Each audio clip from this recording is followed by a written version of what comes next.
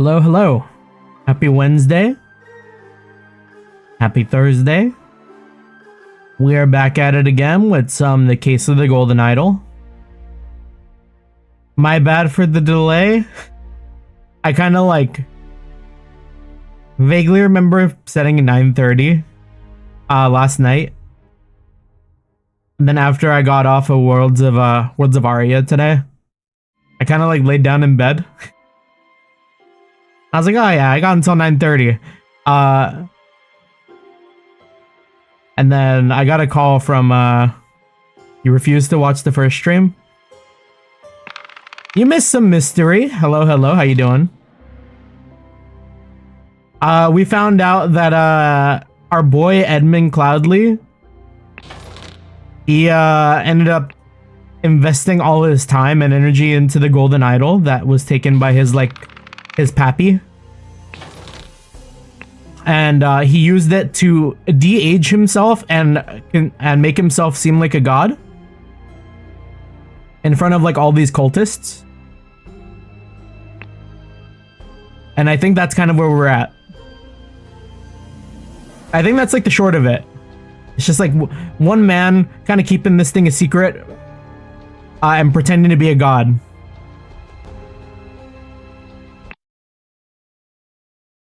Chapter 3, The Ascent. Interrupted weekend at the doctor's salon. Yeah, we're kind of going straight into the thick of things here too.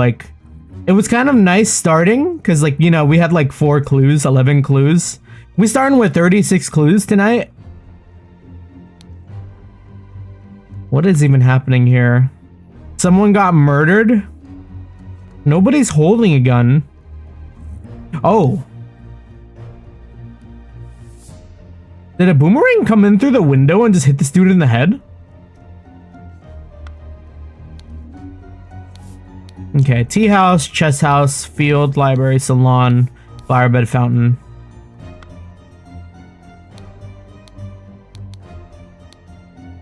Did I get everything?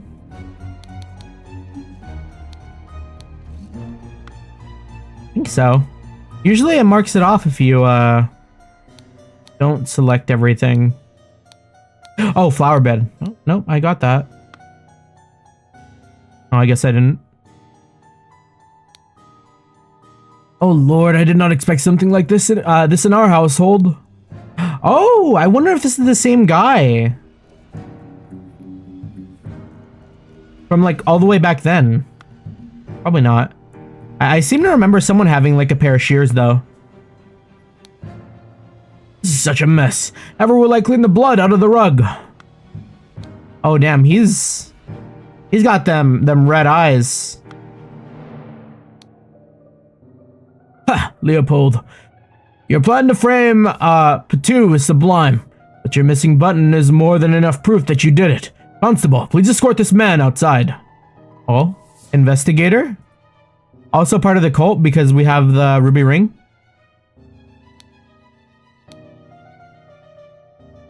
Good luck, Shrimmy. You hate this art too much. It does take some getting used to. It's an acquired taste.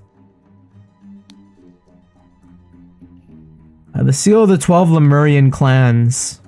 The missing boomerang must have fell from there. I remember the crazy guy who couldn't read had half of shear. Oh, right. Fallen bottle of sherry. Oh, let me back in.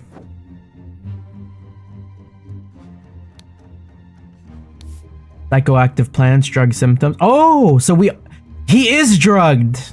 We need to look for red eyes. Sleepiness, white on the eyes, get a pink tint. There was black poppy in the sherry. He must have had the sherry.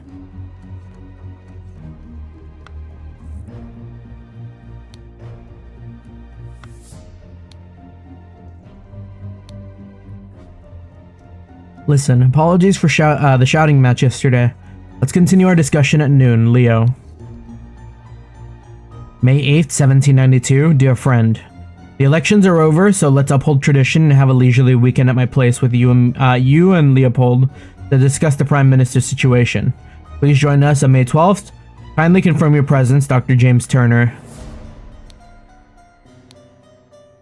The man is not breathing and has a huge vertical wound on his forehead. A clean Lemurian war club. Lemurian. Lemuria? Isn't Lemuria what they called, like, Atlantis? I was hoping the host did not notice me when he was leaning over the sleeping eye patch, gentlemen. Dear Prince, I heard that you got invited to a party by the director of Seven Seas Company himself. I know you hate associating with these invaders and thieves, but this might be just the opportunity that we seek to reclaim our honor. So maybe this is like the Prince of Lemuria or something? Dear Prince, as you know, I am a great aficionado of Lemurian culture. It would be my pleasure to invite a member of the Patu clan to spend a leisurely weekend at my estate with some of our own political dignitaries. Kindly confirm your presence, Dr. James Turner. Spicy smelling ornamental box. A brown stone slate seal. Oh God, believe me, my lord. I do not feel comfortable arresting ministerial candidate, but I must ask you to follow me. Constable number 1, Arthur Faulkner. Everyone has a testimony? This is gonna be a dense one. Leopold claims that they had a glass of sherry with James in the library and became drowsy. As he was falling asleep, saw the Lemurian observing him through the glass door. Woke up and found the butler on the floor asleep. Woke up the butler, entered the salon and found the body. Upon inspecting the weapon, deduced that the Lemurian was the murderer. Instructed the butler to raise the alarm. Claims that, or who did this one? Gideon? Claims that played croquet with Aragon in the morning. They got bored and went to drink tea in the tea house. Aragon drew his attention to the interesting design of the chess house. Saw Master Alistair Koch lecture the butler. Saw Master Turner come into the chess house and send the butler away. Just as Aragon was remarking on the beauty of the chess house. And then 6. Saw Lord Alistair leave the chess house and return shortly afterwards. Aragon, slightly difficult to understand what he says, potentially because he has challenges with our language. Claims that everything young Master Bell says is absolutely correct. Prince Aragon, maybe? James. He drank a glass of sour sherry and Blanchard in the library in the morning. Then he went to the chess house. Ordered the butler to clean up the library. Spent the rest of the time playing chess with Alistair until the alarm was raised. And B, as the master of the house, he led the interrogation of the suspects. And Alistair claims that in the morning he practiced chess. Sometime in the afternoon, Dr. Turner arrived and sent the butler away. They played together and he was very close. Okay, and then William, or Billiam? Claims that they planted and pruned all morning by the chrysanthemum bush. Saw the young gentleman and the foreigner leave the croquet and go behind the manor.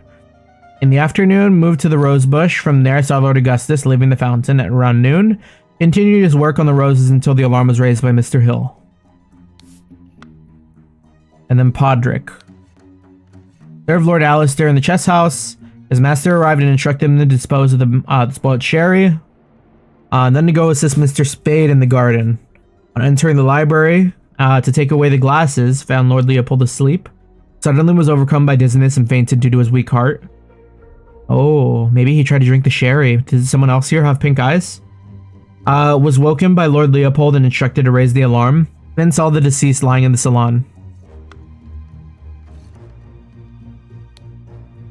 He did drink the sherry.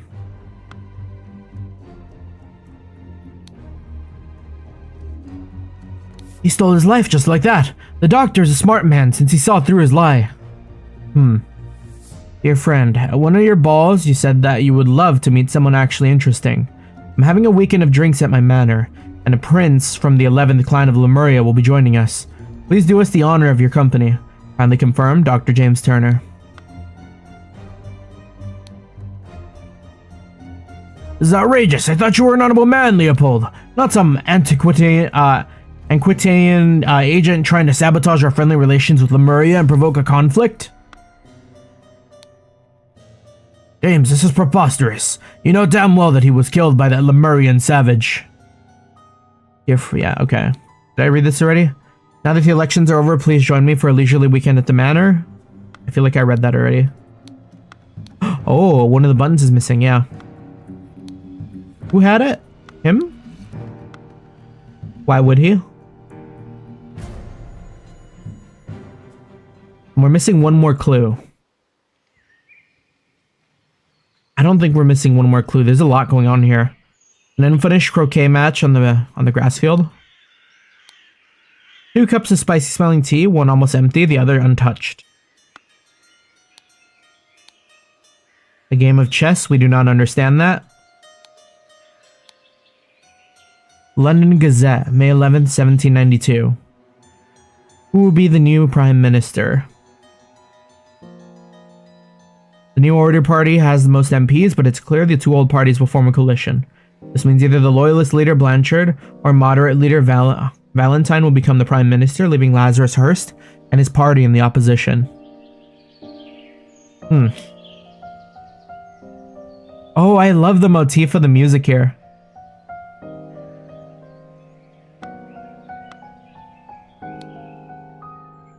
Okay, rose bushes, chrysanthemums. That's like the quick way back in. Okay. So unfortunately for me, I don't remember most of these people. That is what will happen after a week.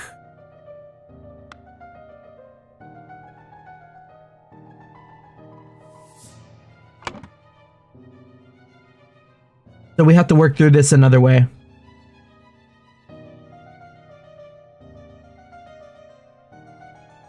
So the person who got hit. Damn, but sort of seems like new people, yeah.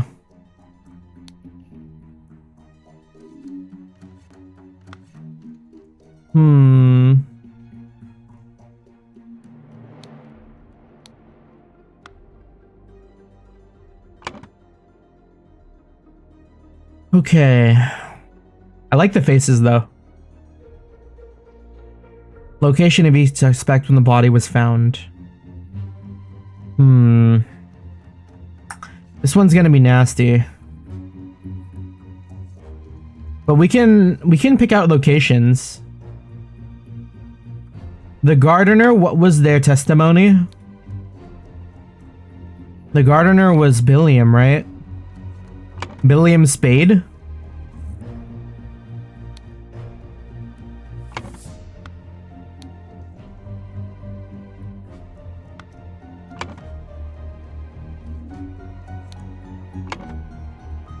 And then Podrick is the other butler, I think.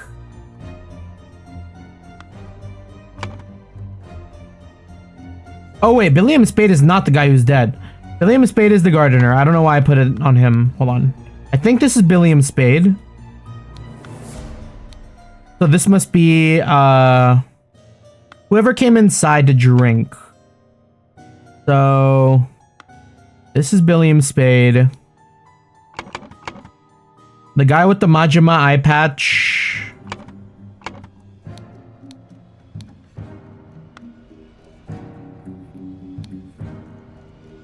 Care of Lord Alistair in the chest. Master arrive and instruct him to dispose of the spoiled sherry.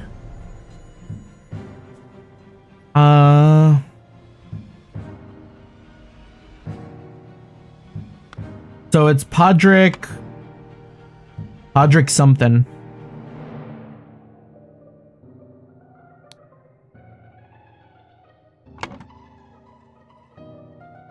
And then Ergen. Slightly difficult to understand what he says.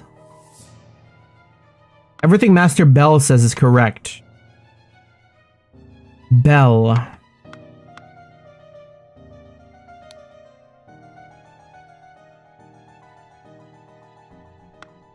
Is there someone in here who looks like they have trouble speaking the English language?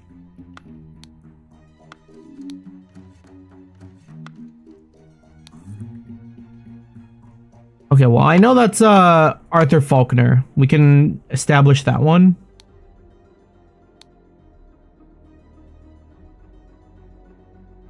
I don't know. The way this guy talks, I think he's fine. A brownstone slate.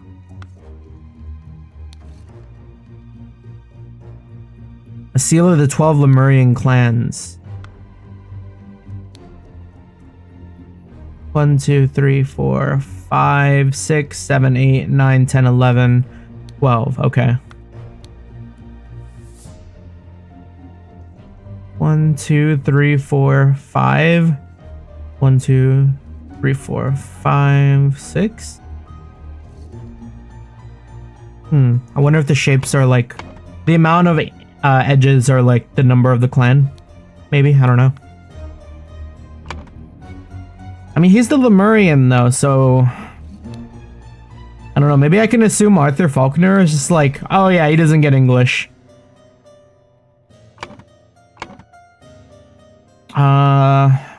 So Ergen?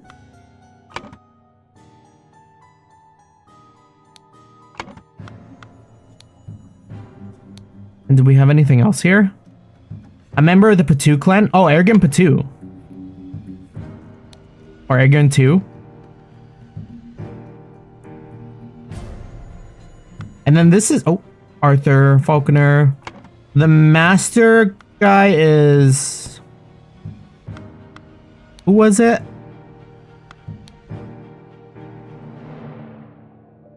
Leopold, your plan was to frame Patu. This is Leopold. Oh. Is it Leopold? Hold on. I thought Leopold was one of the guys. Had a glass. Oh, so he isn't the butler. Who's the other butler? I mean, I guess that makes sense given his like attire, maybe?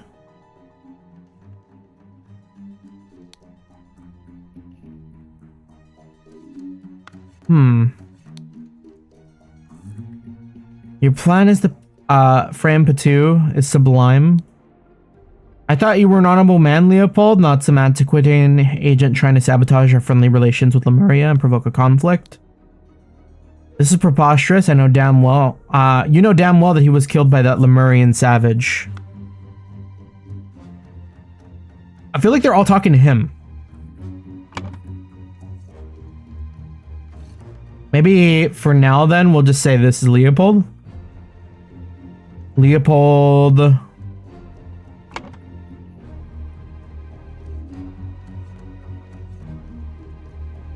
Did they say that in the newspaper?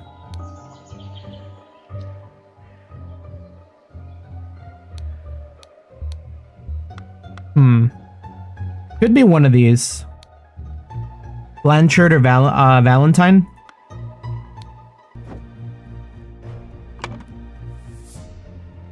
We'll just say like Valentine since they've been avoiding his last name, maybe.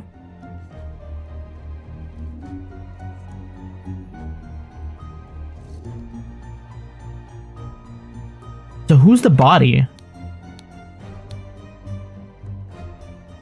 Had a glass of sherry with James in the library and became drowsy.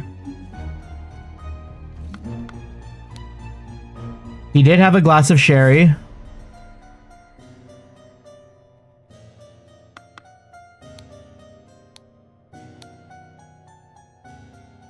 With James.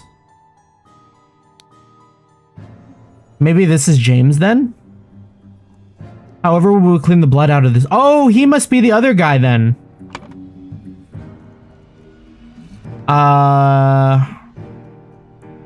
Wait, what was it? Billiam? No, Billiam is up here. Billiam,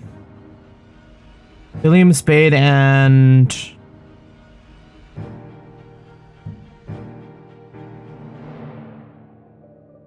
Where's the other name? It was like another name that also kind of looked like it should have started with something else. Podrick?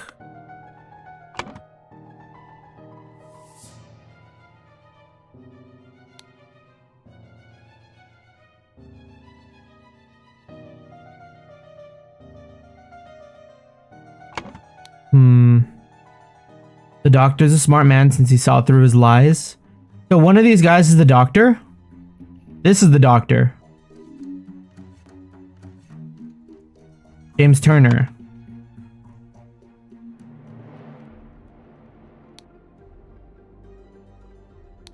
He looks kind of familiar.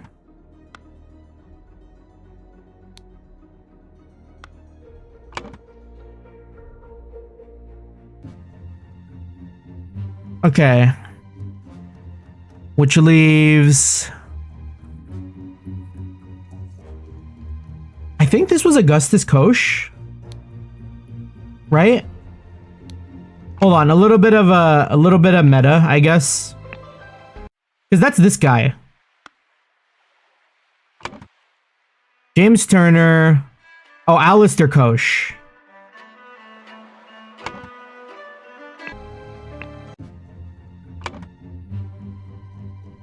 This is Alistair Koch. And that's definitely James Turner. So these two are the repeats.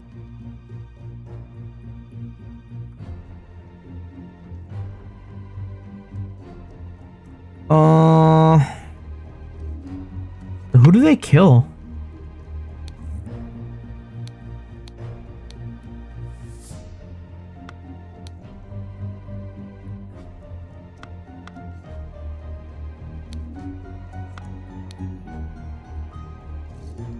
Your plan to frame Patu is sublime. Not provoke conflict. Stole his life. Now that the elections are over, please join me for a leisurely weekend at my manor with good old Augustus. And some other fine fellows. We'll have some drinks and discuss what to do about the Prime Minister's position. James.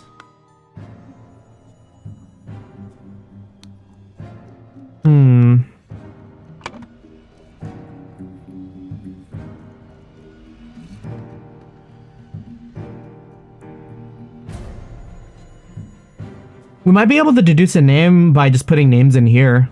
Who found the body? Was it Leopold? What did the testimonies say?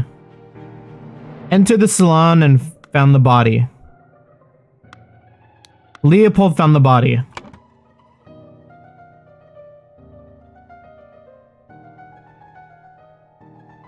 So let's say, I don't know, Leopold Blanchard.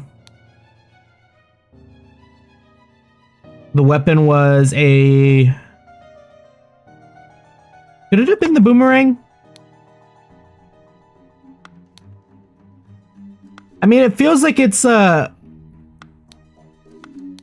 feels like it's...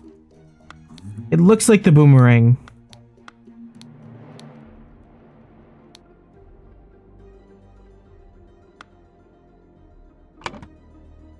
For now, we'll say the boomerang. Is the murder weapon? The salon is where it was found. The body was found. Oh. Now we just don't know who this is. Is it Augustus Hill? Oh.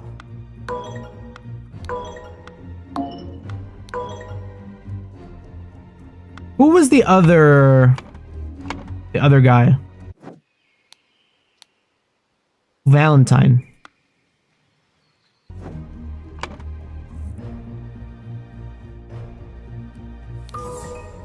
Okay, so this is Augustus Valentine. Yeah, he got his two political opponents that are not part of the New Order. The New Order party, right? So the loyalists, the two loyalists got together. They wanted to frame like some sort of infighting. And since we know that James Turner is in the pocket of Lazarus Hearst, this is kind of playing into them doing like some sort of like sweep maneuver politically.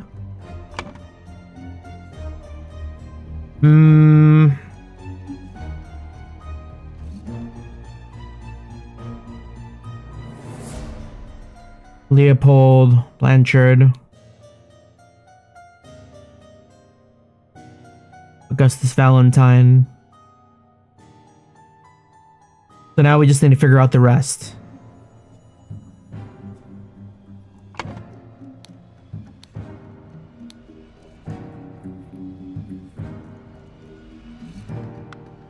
Who came to help him?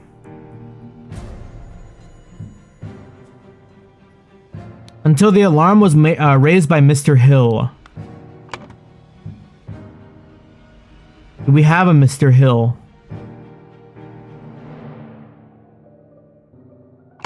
Who raised the alarm?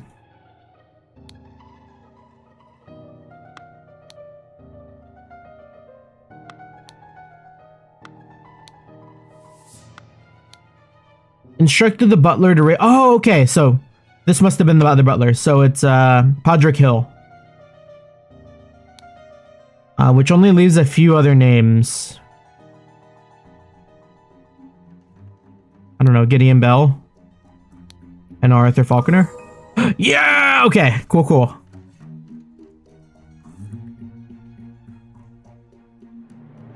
So now locations. The gardener.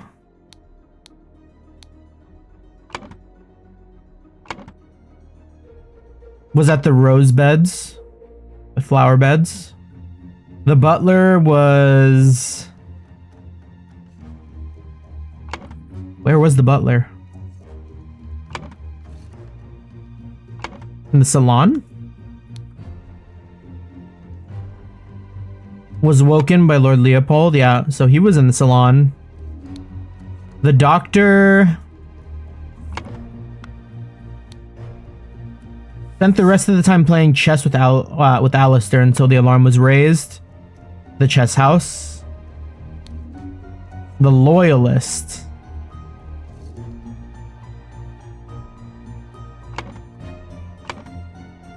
Where was Gideon Bell? Saw Lord Alistair leave the chess house and return shortly afterwards. Saw Master Turner come to the chess house and send the butler away. Oh, they were playing croquet, right? Croquet. So they were in the field. Who's the prince? Oh, the prince, right. Where was the prince? Claims everything Master Bell says is absolutely correct. Gideon. Drew his attention to the interesting design of the chess house. Ergen drew his attention. Was Ergen playing croquet? They both can't. Oh yeah, they're both kind of together. That makes sense. So he might have also been in the field. Oh, but we can't have duplicates.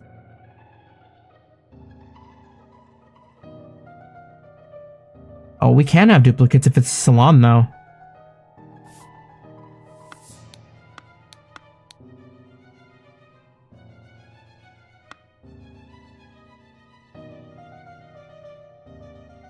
The general. Alistair Koch, I think, is the general.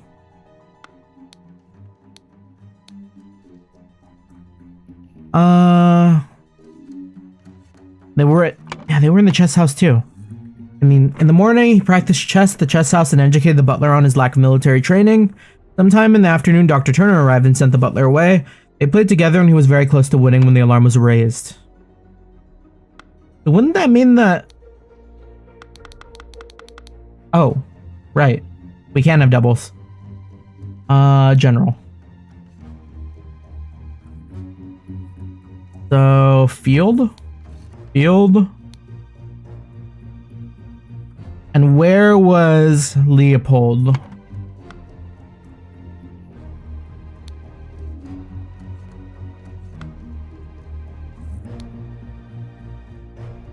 Well, Leopold was in the salon now. Entered the salon. So who was in the tea house?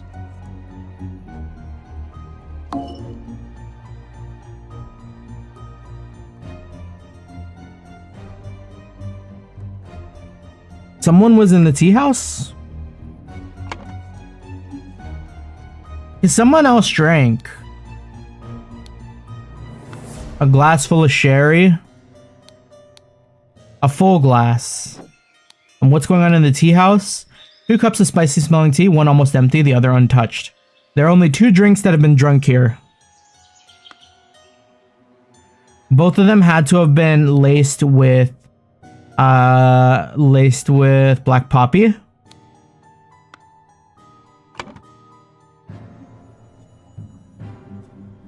anyone say anything about anyone being in a tea house?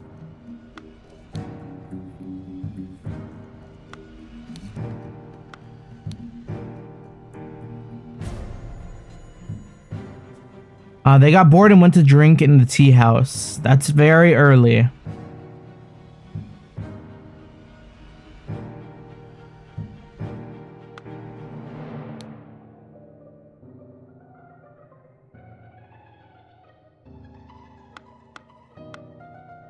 You know what? I think one of...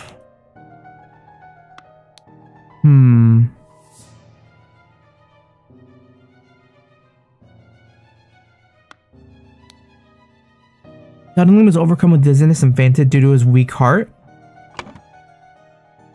The butler fainted? So the butler... Yeah, the butler did drink.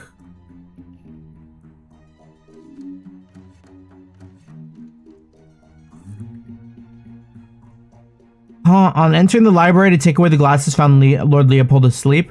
Was suddenly overcome with dizziness and fainted due to his weak heart.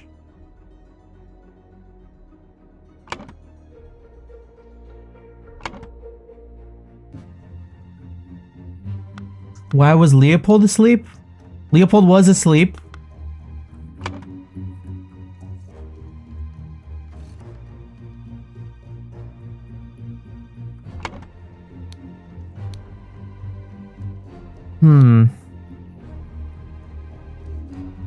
On inspecting the weapon, deduced that the Lemurian was the murderer.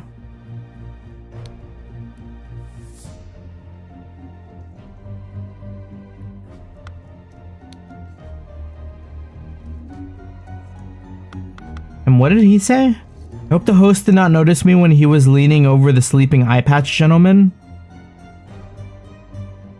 I hope James didn't notice me when he was leaning over the sleeping eye patch gentleman.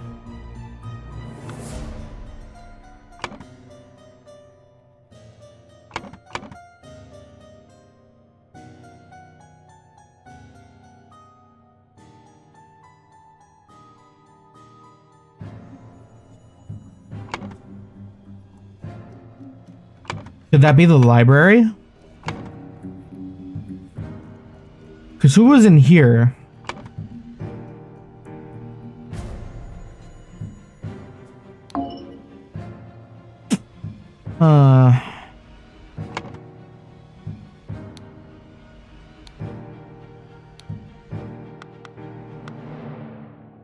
Maybe we can fill out some other stuff. Early in the morning. Meanwhile, in the Lemurian.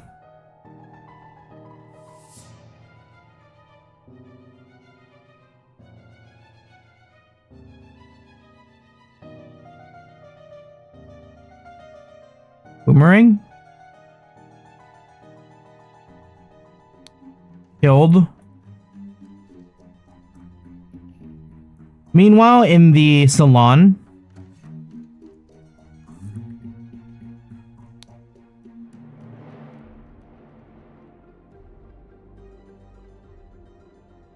Oh. And planted?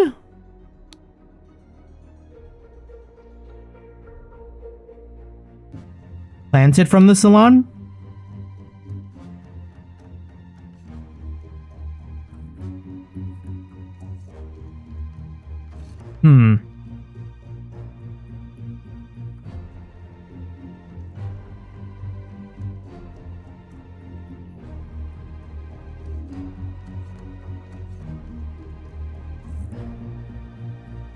Early in the morning.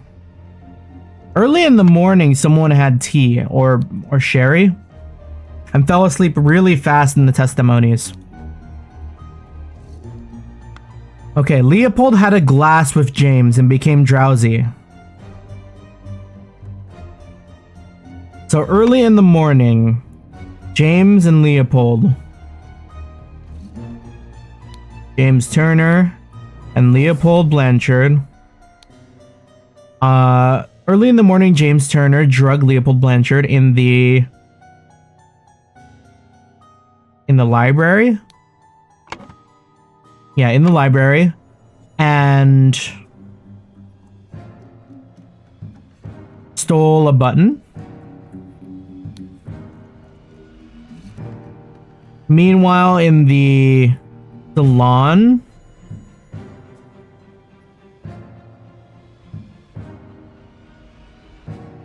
somebody killed Augustus Valentine.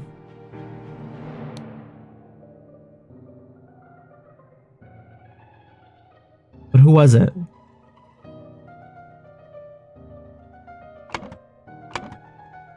What? Was it actually the guy?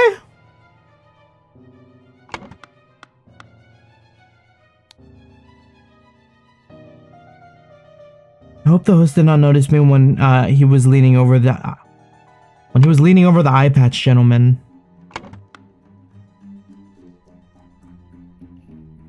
It's not the constable. Who else was in the library or salon in 2 to 3? What was Alistair doing? Practiced. Sometime in the afternoon, Dr. Turner arrived and sent the butler away. They played together and he was very close to winning when the alarm was raised. Maybe Alistair Coach did it since they're framing? In the field at around noon?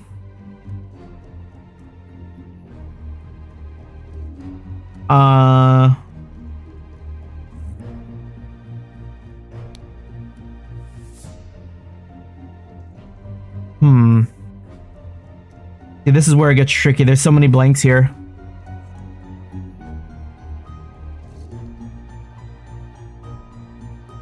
In the tea house around noon?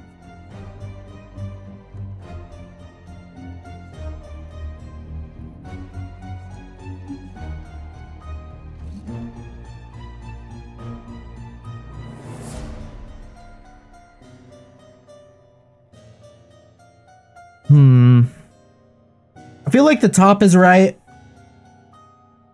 Probably for sure. This is questionable because we don't know who killed Augustus Valentine.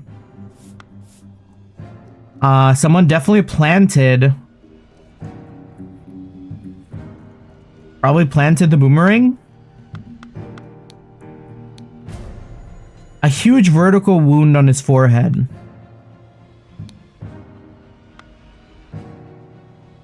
I don't know if the wound would be inflicted by the boomerang.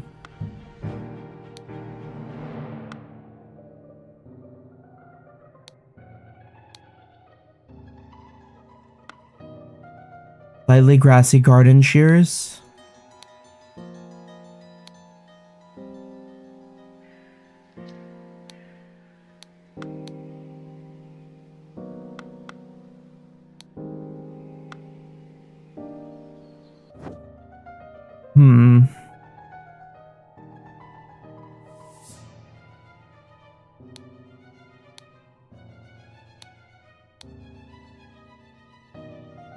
But your missing button is more than enough proof that you did it. Constable, please escort this man out. You knew damn well that he was killed by the Lemurian savage. He stole his life just like that. The doctor's a smart man since he saw through his lies. Gideon Bell. Everything Mr. Bell says is right?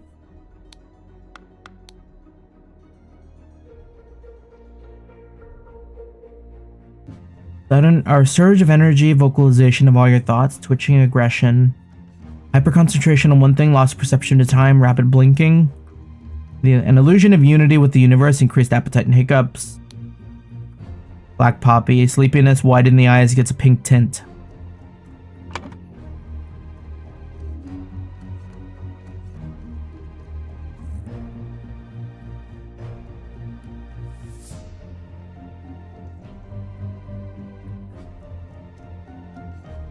I feel like you can comfortably say the gardener is in the flower beds. The butler was asleep in the salon, right? Or where did he fall asleep? Where did he faint? On entering the library to take away... On entering the library to take away the glasses, found Lord Leopold asleep. Suddenly was overcome by dizziness and fainted due to his weak heart. So that had to have been in... I mean, I guess you could say he was in the library then.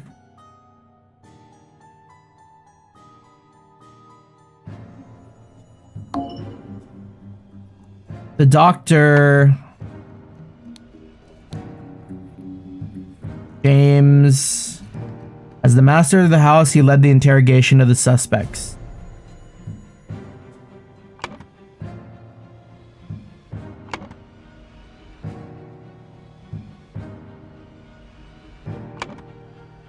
Maybe we'll say he was at the chess house? Ah, okay. Only 2 more of these are wrong.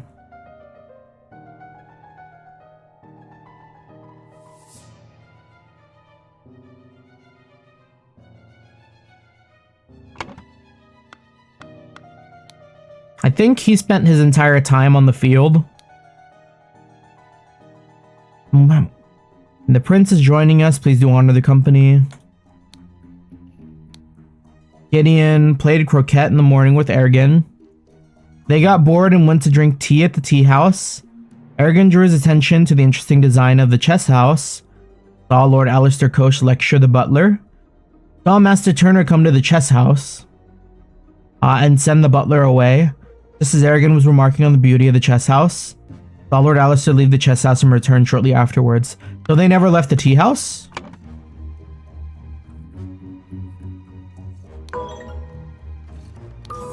Okay. So nobody was in the field.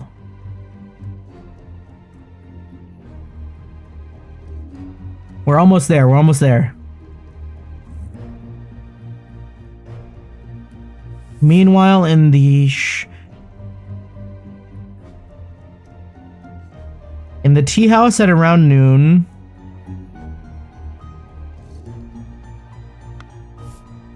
that didn't really make anything easier, I think.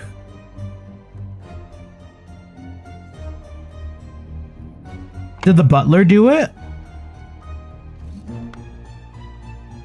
No, because...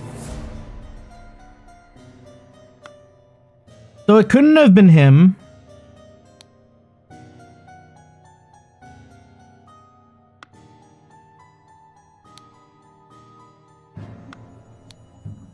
The only people who could have killed... I mean, I guess the only person who... Yeah, I think it's gotta be the general. Because he was with James. And they're the 2 people trying to pin the blame.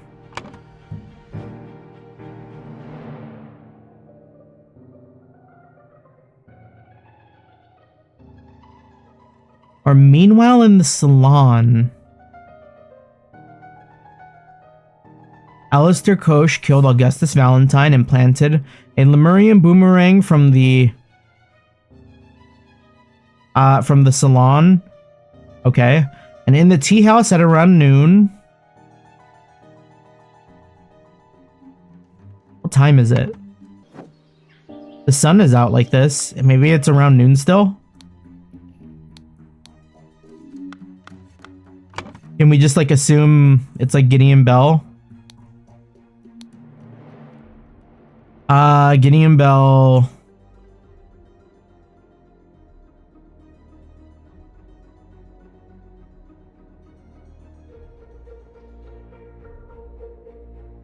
So Leopold got drugged, and who else got drugged?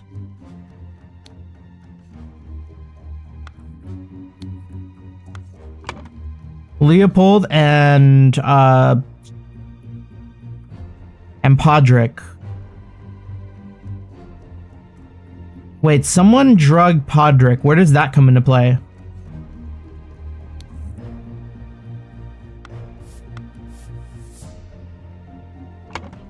Who was at the tea house in the morning?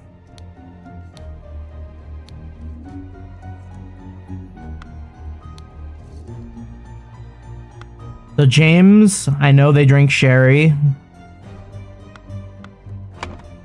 Drank sherry with Leopold. But that's what he's saying. Chess house. So who was at the tea? I mean, it is just Gideon and Ergren, right? I don't think I see anyone else at the tea house.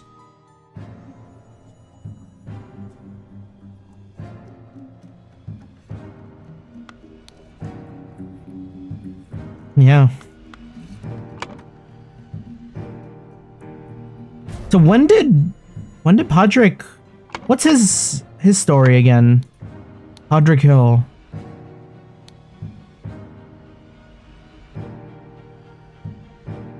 Dispose of the spoiled sherry that he and Lord Leopold had drunk and then go to assist Mr. Spade in the garden. On entering the library to take away the glasses, found Lord Leopold asleep. Or maybe no one got drugged. Maybe nobody got drugged here. But then what action would it be? Because I don't think any other verb makes sense. Like, it wouldn't make sense for it to say Gideon Bell provoke. It wouldn't make sense. I mean, stole works, sort of.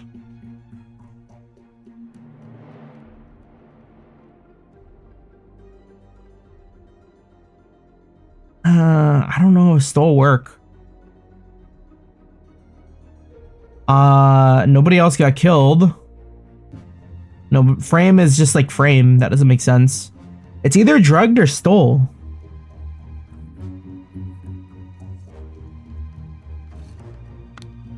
I mean, we can say that he stole Aragorn and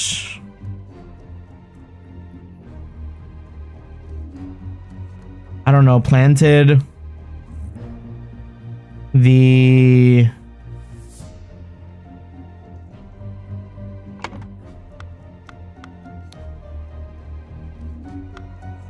club?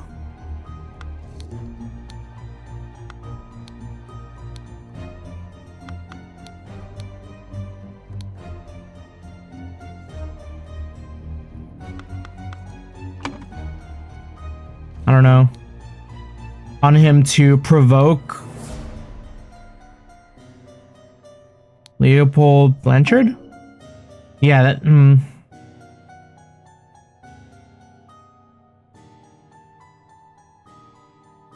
Wait.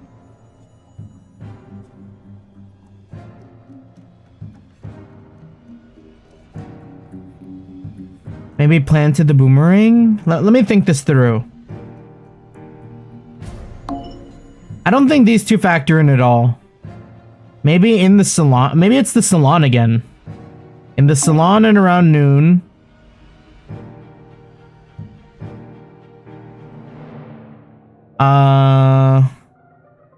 How would they double plant the boomerang though? Maybe planted the... Oh! To frame Leopold. Who was Coach lecturing? What did Gideon say? Saw Master Turner come to the chess house and send the butler away. Saw Alistair Coach lecture the butler. So maybe one of the butlers he planted the button. Podrick Hill planted... Wait.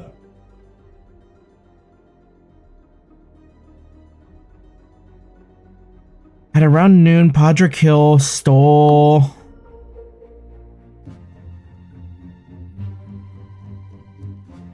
Oh, what?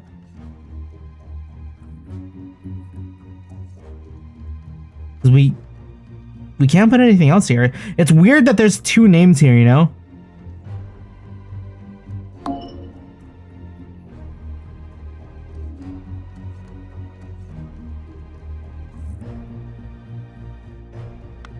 Alright, let's clear this. I don't really like any of these.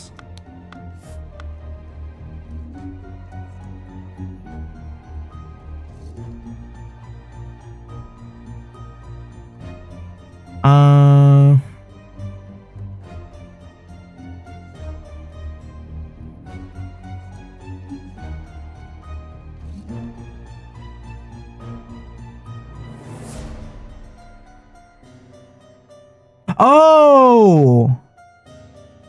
I see. Okay, I see. It is drugged. Lots of drugged. Because Padre Kill got drugged. And who gave him the talking? Was it Alistair Koch? Hold on, what did it say in Gideon's note? Lord Alistair Koch, lecture the butler.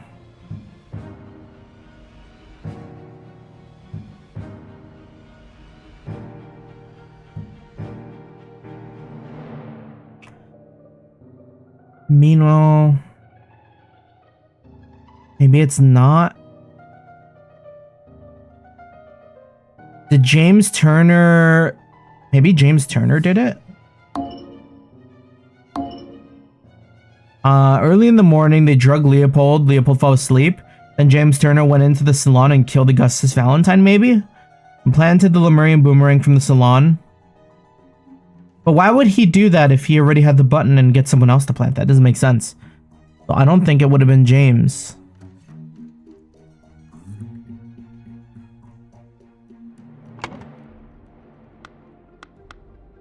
Like, plant all the evidence then, you know?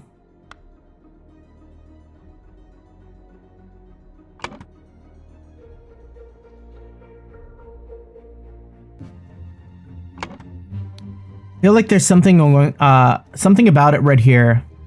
I hope the host did not notice me when he was leaning over the sleeping eye patch gentleman.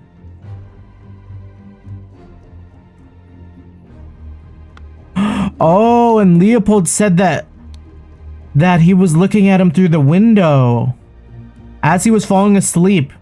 Saw the Lemurian observing him through the glass door.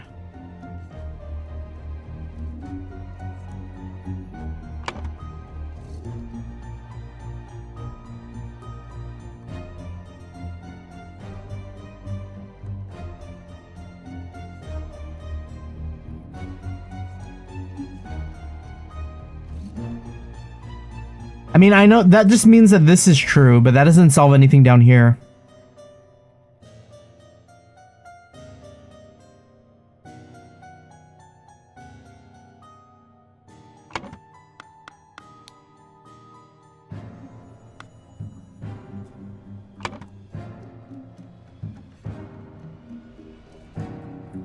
I mean, could Podrick have killed him?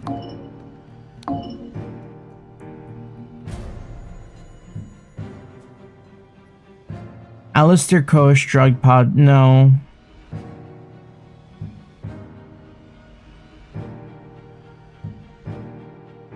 So it doesn't make sense for James Turner. I feel like Billiam Spade has done nothing this entire time. What if it was, though?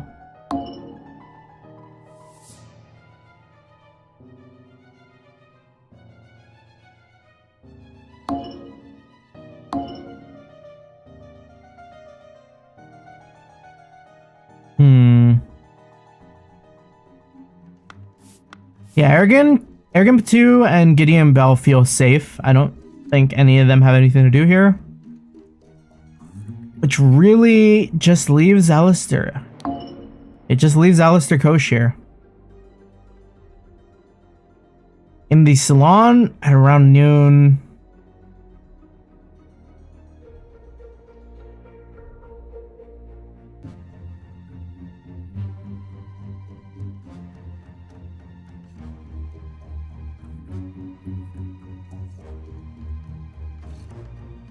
Or maybe at the tea house?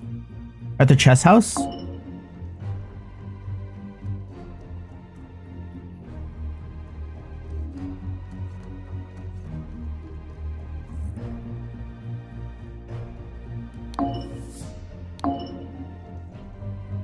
Ooh, this one is a real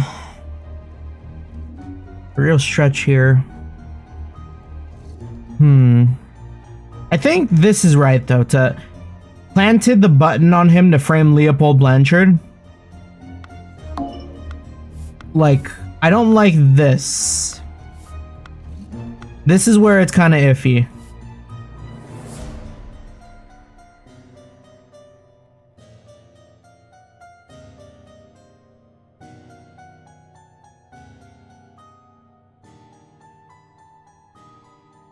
I mean, it'd have to be in the salon, though. It'd have to be in the salon because that's where Leopold Blanchard is, and the way this sentence is structured, it is establishing the location and staying in that location.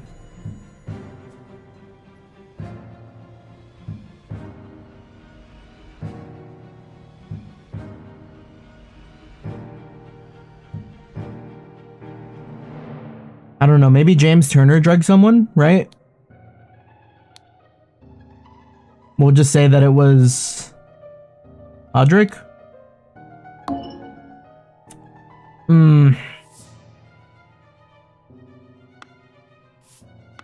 Wait.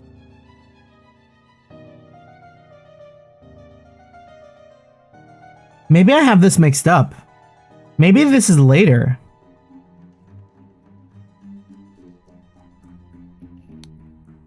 Meanwhile, in the library, the Leopold Blanchard got drugged, and then James stole the button, and then meanwhile in the tea house,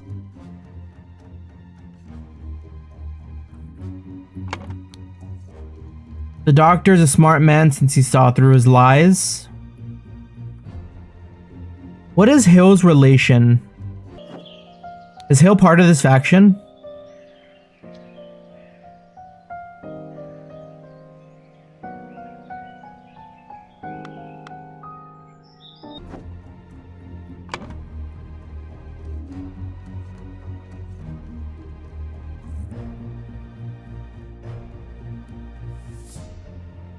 Maybe meanwhile at the chess house, Alistair Koch drugged Audric Hill.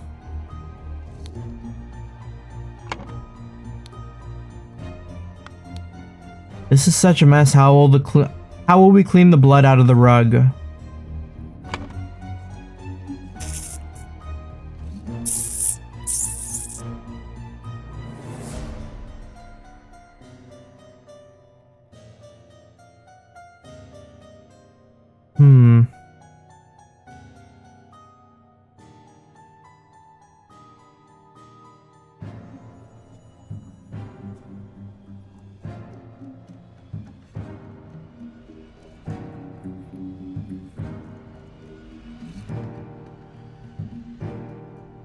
Gotta be mixing something up here.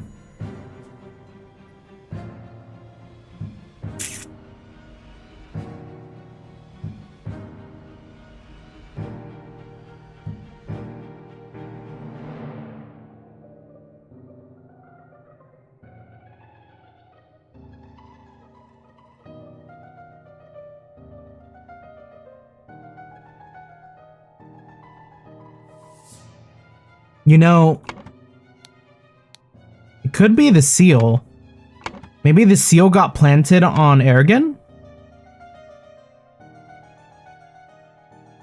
Meanwhile, in the tea house?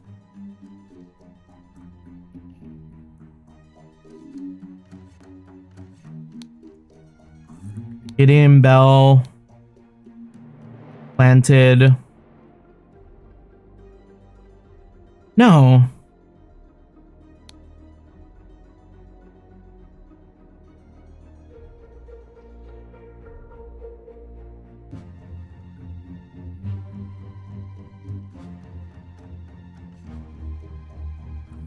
That makes less sense. Huh.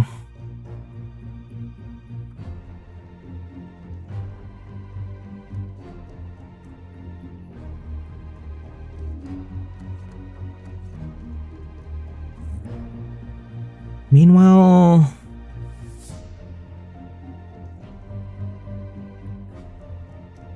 let's go back to what I assumed was the salon.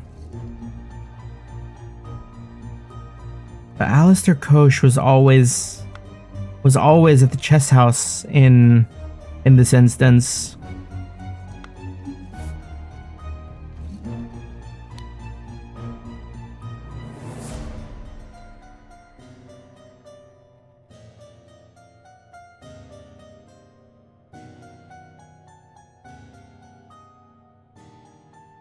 Hmm.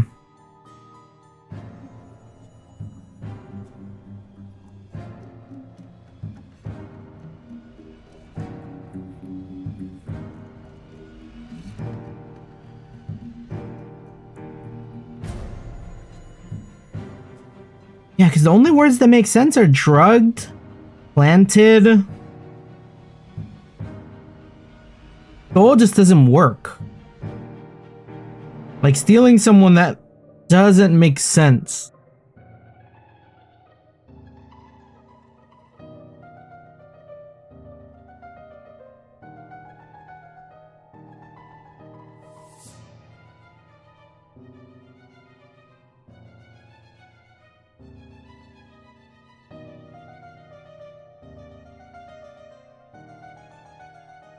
Hmm.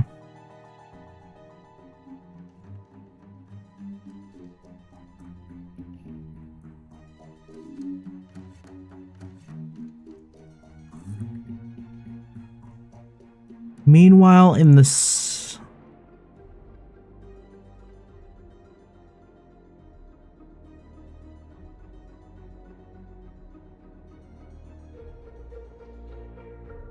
but the Lemurian seal thing makes a lot of sense.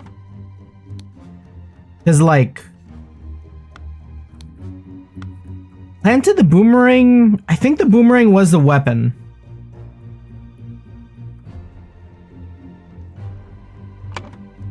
And I think Kosh. Where does Kosh fit in? What can we do if it is the tea house?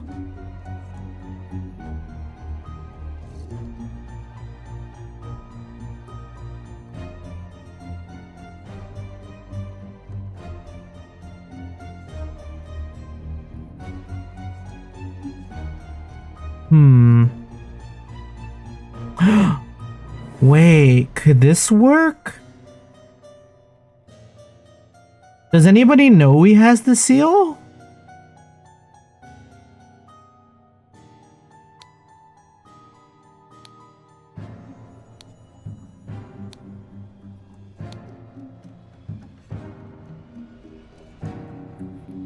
Okay, and then all that's left is the murder.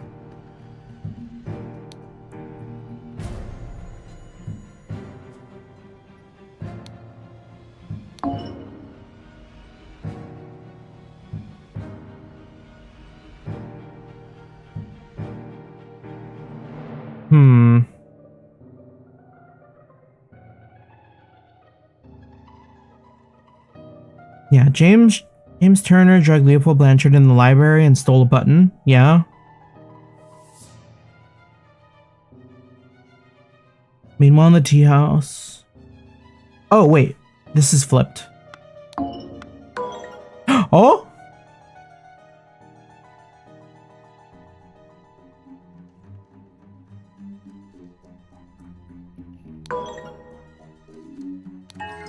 Let's go. Okay. I wonder why he came in and stole the seal. No hints accessed. Brotherhood members Alistair and James plotted to turn the ruling moderate and loyalist parties against each other.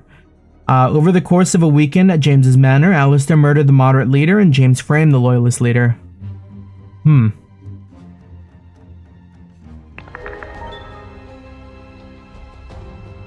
About what we expected then. We got the read on that pretty good. You have proven that I can trust you. Oh? Lazarus? Here's the Brotherhood's artifact that I removed from the traitor Keen. Let me educate you on how it works. I set it to take heat from the cup of water. Then I changed the symbols and used the idol to give that heat to something else. But there is much more that the idol can do. So it steals.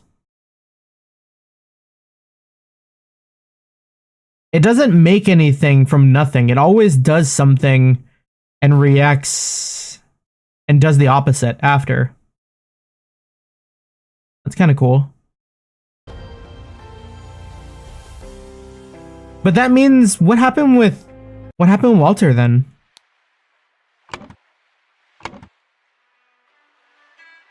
Did Walter get too close and Lazarus killed him? Oh. Chapter 4. The New Order, the Triumph of Order.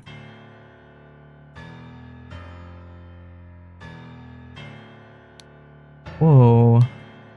The man is not breathing with no apparent wounds. Did they suck the life out of him? Is that what that video was for? To show that, like, we were gonna use the idol for that? Prince of Dusk. Like night, I am dark and full of terror. I do not fear love, nor do make that nor do make that error. Or do not make that error. When you know my name, just look for my face. 46 clues.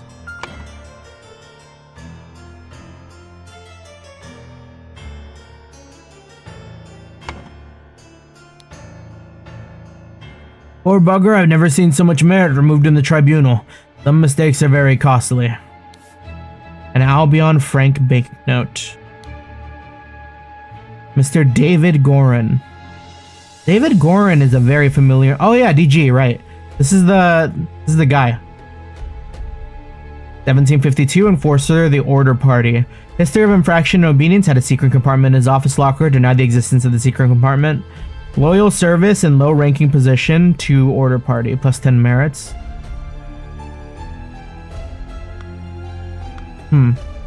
Yeah, he's been with the gang for a minute. Remember the third virtue.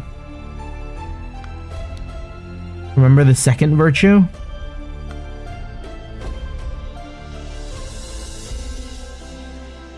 How do I go back down? Yeah, and this must be, what's his name? The guy who was like the note taker? It's a thing of beauty to see order prevail. If it were not against the first virtue, I'd feel happy. Nicholas something. I wager you feel the new regime's rewards your diligence now. So tell me why I saw you spend more than 3 shillings on new clothes after I asked you to lend me money and you said you had none to spare. I suggest you lend me some now unless you want me to write up an official report about a 4th virtue breach. Your beloved brother. I think that's Peter, huh?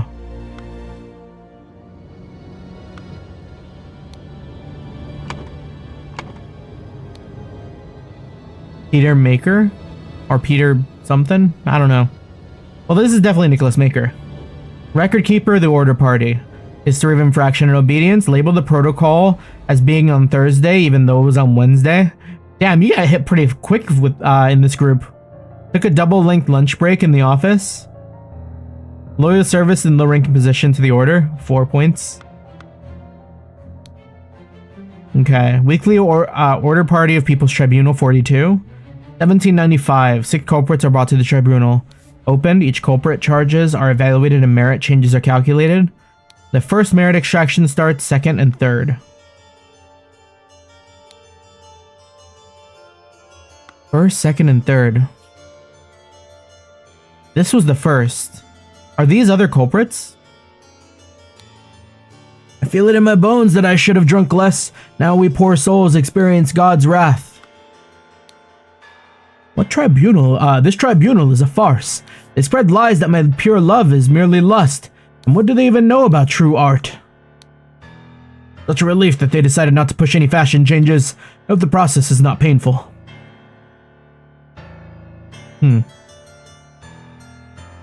Oh, so there's gonna be big notes up here. Yeah, isn't this like Walter? That is music to my ears, Alistair. But do control your emotions. We are arbiters of order. We as arbiters of order must never violate the first virtue. Doctor. Oh wait, no, James Turner. Right. History of infraction and obedience. Drink a full bottle of brandy at a picnic. Kept the book Legacy of the Rose Dynasty in his study. Loyal service to the Order Party in high-ranking position. 20 merits. Yeah, no one is safe even if you've been here forever. Like, even just the smallest slight and Lazarus will turn on you. So he absolutely is gonna get, like, usurped, isn't he? Dear Dr. Turner, I must regretfully inform you that during your absence from party business, your senior assistant Daniel has demonstrated extreme untidiness and thus breached one of the virtues. Junior assistant Toby.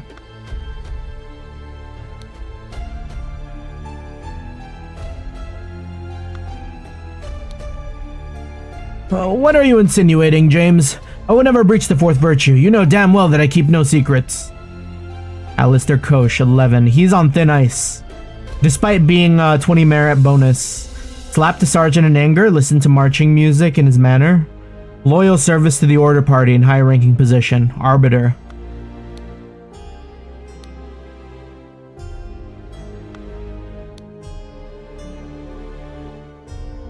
Oh, I gotta sneeze. I'll fight back.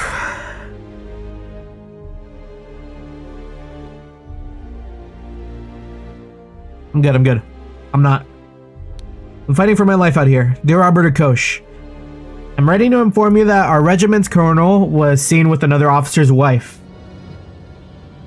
Oh, this is the guy down there who's like, they don't know what love is. We implore you to send your agents to investigate this potential flouting of the first virtue.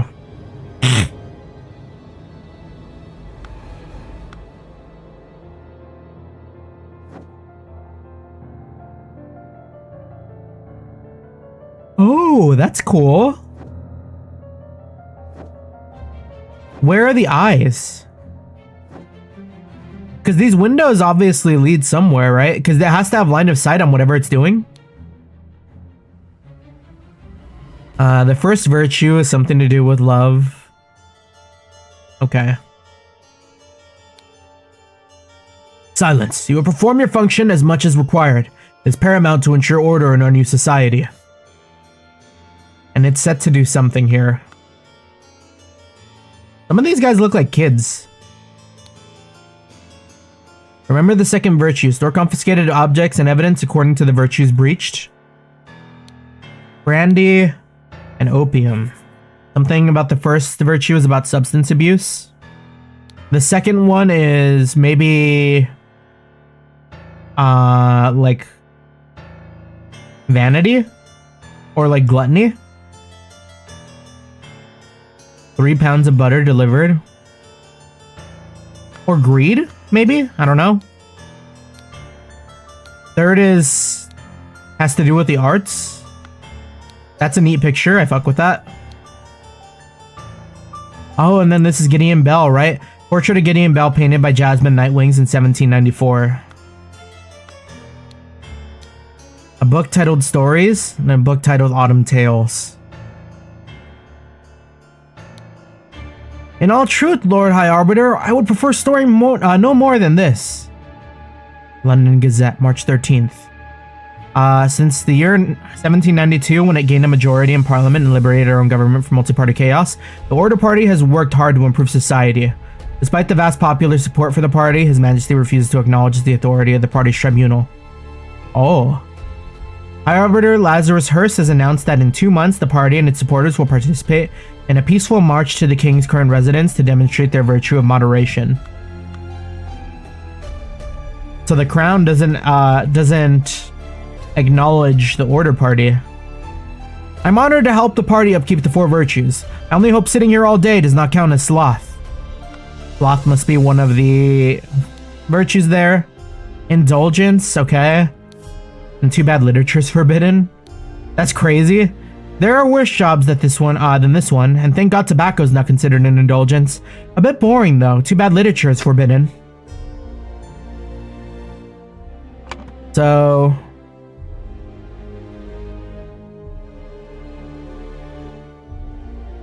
we'll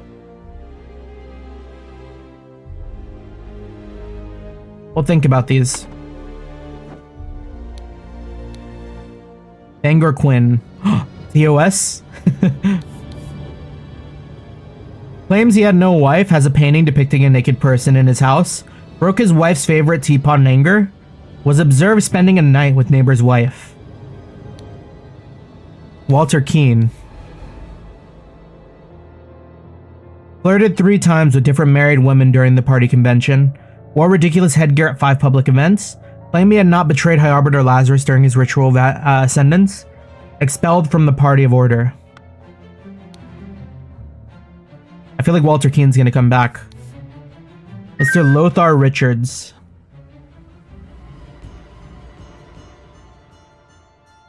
Held a dinner party a few years ago where he offered large amounts of wine to his guests. Got angry during the questioning and shouted at the High Arbiter. Revealed the whereabouts of his hiding fugitive dissident daughter Mary and her husband Peter.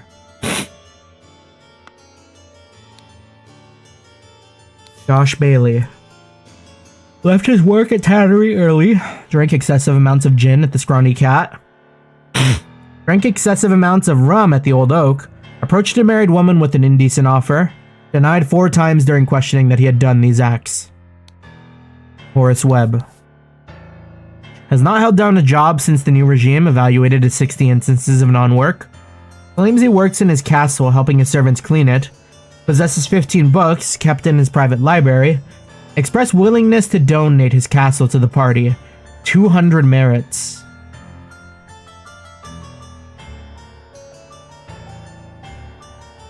Yeah, that says a lot there. Gideon Bell. Wears an outrageous hairstyle. Broke down in tears 10 times during the questioning. Has refused to start working. Evaluated his 5 instances of job skipping. Rejected the High Arbiter's request that he share information of a secret entrance to the castle of his cousin, the Sovereign. Sheesh.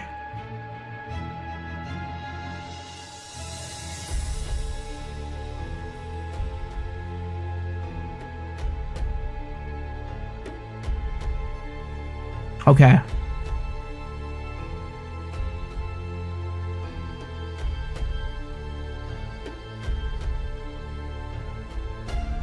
All something.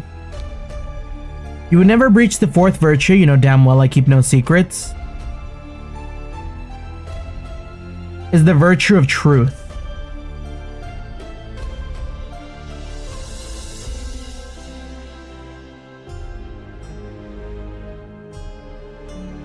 Or could it be the virtue of secrets? All secrets? All lies? All lies, secrets, and...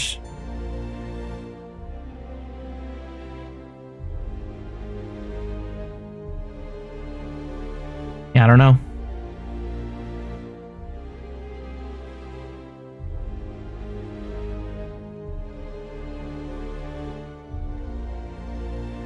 All...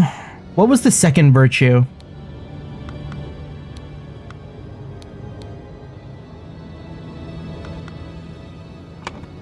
Do we have like the people downstairs logbooks?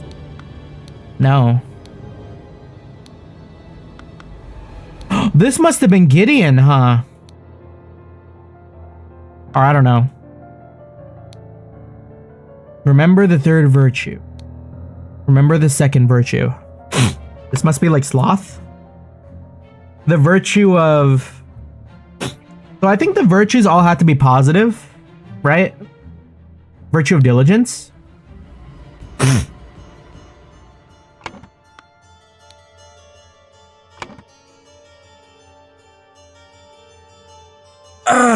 Okay. Still fighting the sneeze.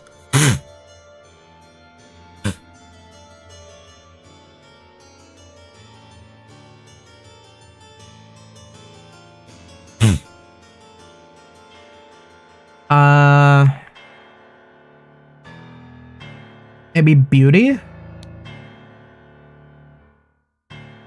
Or maybe moderation. And this is beauty?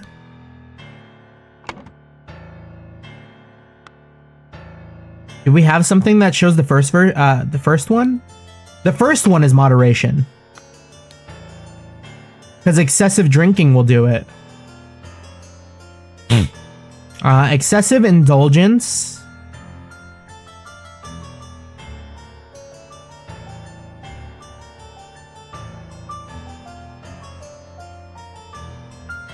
What is in the 3rd one? Oh, okay, this is like music and arts that are against the party. Vulgar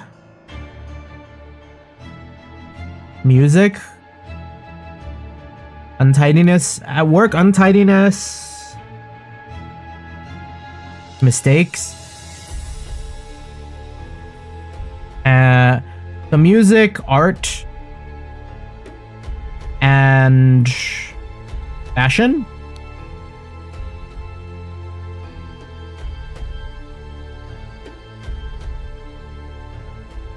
What is francs?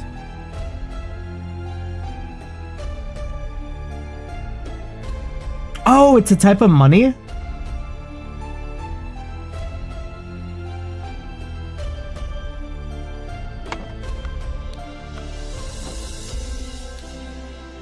Right, okay, there we go.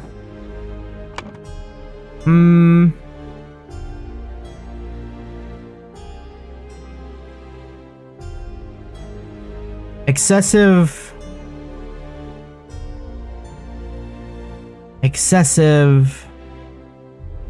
Oh, maybe literature. Was there a book? No, 4 is literature. All lies, secrets, and literature will be punished, I guess?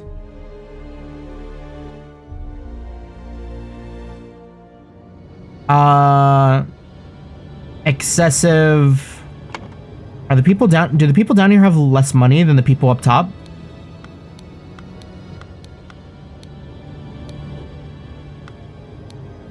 I don't know, maybe?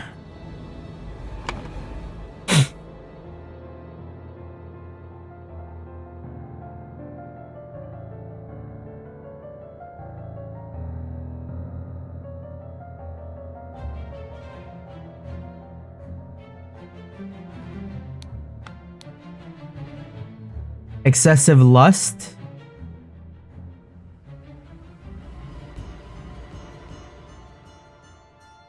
And emotions?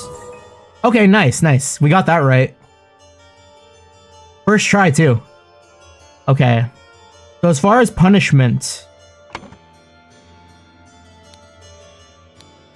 merit exaction starts. Let's look at these books and maybe we can figure it out. So, if this starts at 20, this has to add up to at least 8, right? So, let's look at that. Excessive emotion.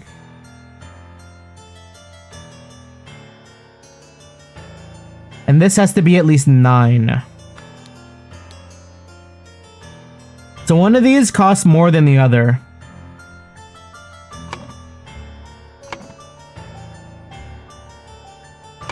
Do I have another book to look at?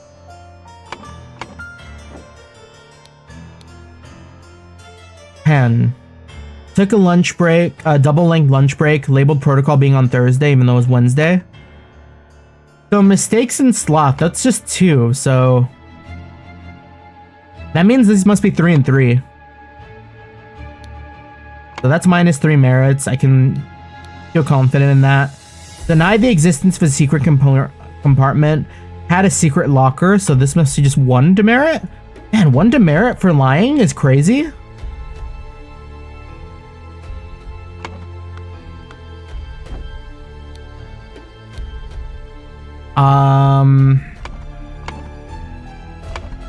Which leaves...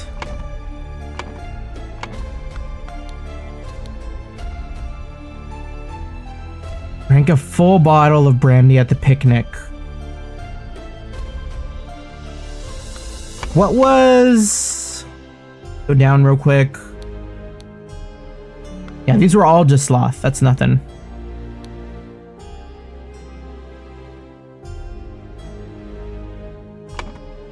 I mean, I guess we could just guess. Because if this is 4...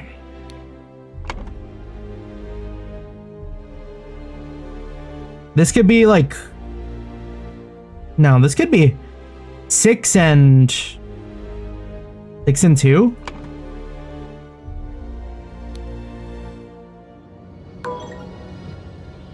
Oh. Okay, so I have something right. Slapped a sergeant in anger. Listened to marching music in his manner. Could it just be like this is wrong? Alright. There we go. 7, 3, 2, 1.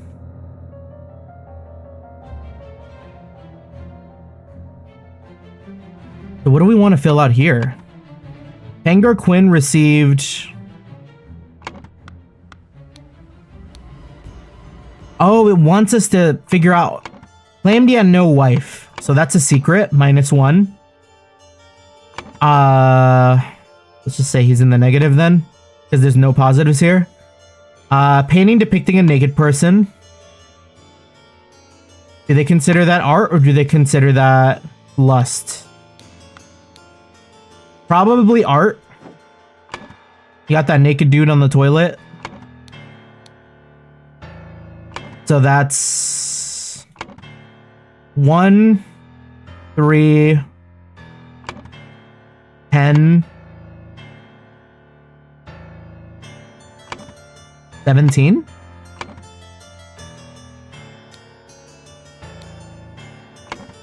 I'm Walter Keane. 3 different women flirting in indulgence. That's a lot of... So that's -7. Ridiculous gear at 5 different events. 9. Do you think it... I wonder if it counts like the amount of times.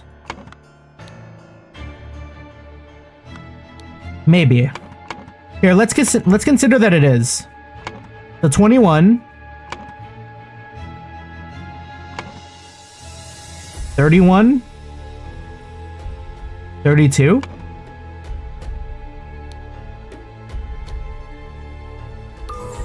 Okay, yeah, sick. We're so good at this. Next one, Lothar Richards. So, held a dinner party a few years ago where he offered large amounts of wine to his guests. So that's -7, indulgence. Got angry during a time when he shouted at the High Arbiter. That's another 7. But plus 15 merit, so that means he's at a +1. How about Josh Bailey? Left work early, -3. Drank excessive. That's 10, -10. -17. 17, 3, 24. Yeah, 24. 25, 26, 27, 28. -28.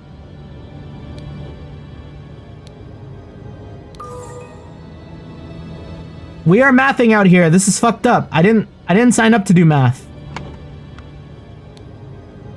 All right, Horace Webb. Not held down a job since the new regime. 60 times 3. 18. -180. That's fucked. He's doomed.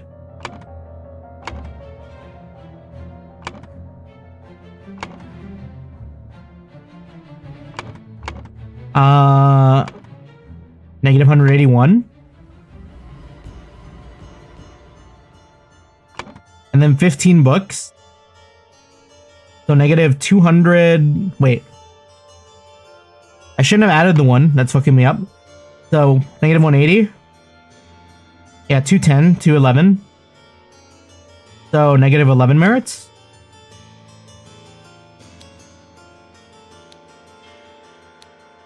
And Gideon Bell. Wears an outrageous hairstyle, -2. Oh, wait. Yeah, -2. Broke down in tears 10 times during questioning. Are they gonna say that it's 10 times 7? -70?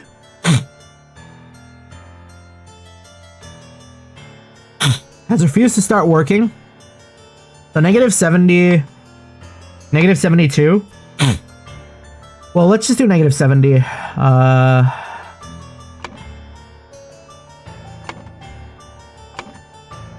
-85. -87. -88.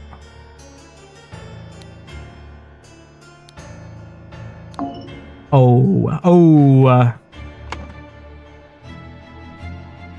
Rejected the High Arbiter's request that he share information of a secret entrance to the castle of his cousin and sovereign. Hold on. Where's an outrageous hairstyle, right? I wonder if this is the one I got wrong.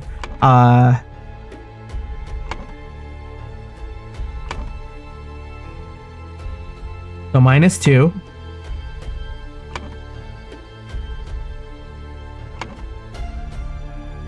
Assuming that's 70. -7 10 times.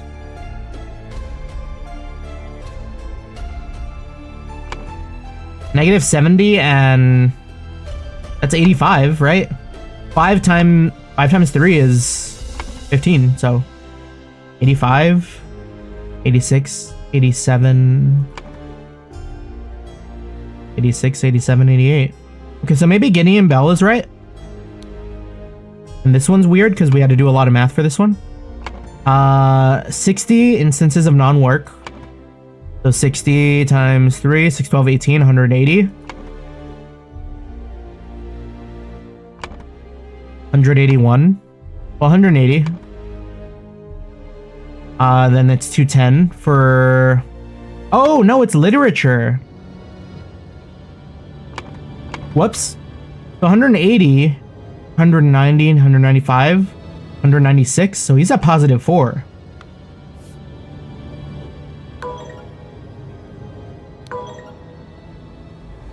I mistook books as art.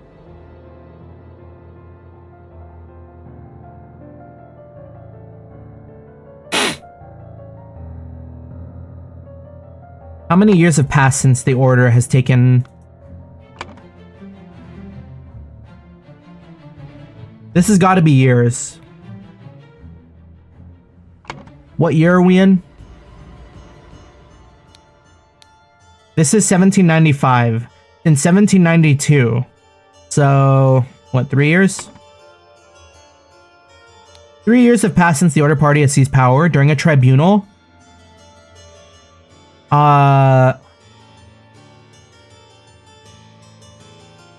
Yeah, Gideon Bell. Gideon Bell is judged to have the largest merit deduction in all tribunal history. To execute his punishment, to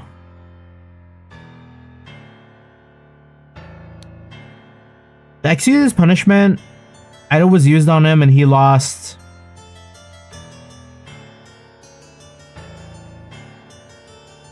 He lost what?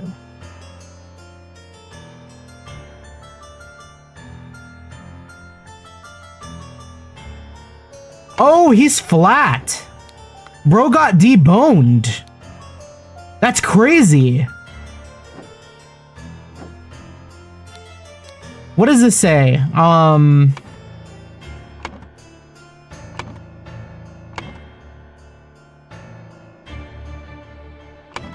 I don't know, maybe he lost 88 bones?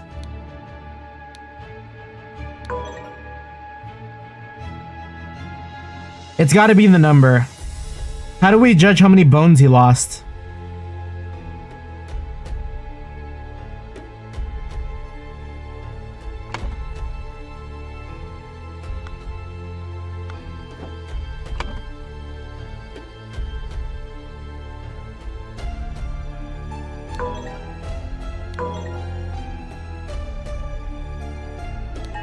Oh, 88, he got de-aged, okay. Yeah, I was thinking he looked a little old. The scroll has been fulfilled. The Order Party has seized power and now enforces the 4 maxims of virtue. The young Duke Gideon Bell was judged during the tribunal to have lost 88 merits. The High Arbiter of the party, Lazarus Hurst, used the idol to decrease Gideon's youth by 88 years, thus making him 108, which resulted in his death. Man, that is crazy to lose so many years just because you ended up crying in the interrogation. Like, that is not right. There's a lot of things that aren't right here. The slight delay in the peaceful march to the king's castle. Is that Walter? That has to be Walter. Chapter 4, The New Order. The slight delay in the peaceful march to the king's castle. Oh, damn.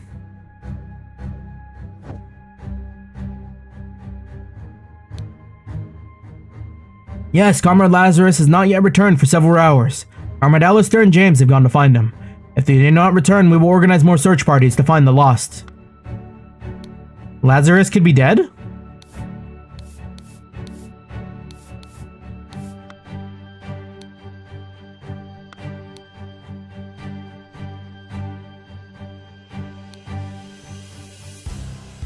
Lazarus, you took 32 things from me. I demand you return them. If you refuse, I will make the story of your true origins known to the other party leaders. At 11:30 on May 15th, meet me at the palace of the idol was stolen from the Brotherhood and poor Willard Wright met his death. Come alone and bring proof something personal of yours to give to the veiled woman. 32. Okay, just real quick. Did Lazarus lose 32 years of his life? Lazarus lost 32. That's 100% Lazarus writing him. Or not Lazarus, Walter Keane. Okay. Walter Keane. Ambitious and inventive, but treacherous, as many smart people are. James Turner. Greedy and hedonistic, requires constant material motivation to cooperate. Alistair Koch. Pompous and vain, but being a military man is ready to obey and ready to kill. Nicholas Maker. Cowardly but dutiful, and useful up to a limit. David Gorin. Since his success at the Mermaid Inn has proven to be resourceful and discreet. Since his success at the Mermaid Inn has proven to be a useful resource and a discreet professional.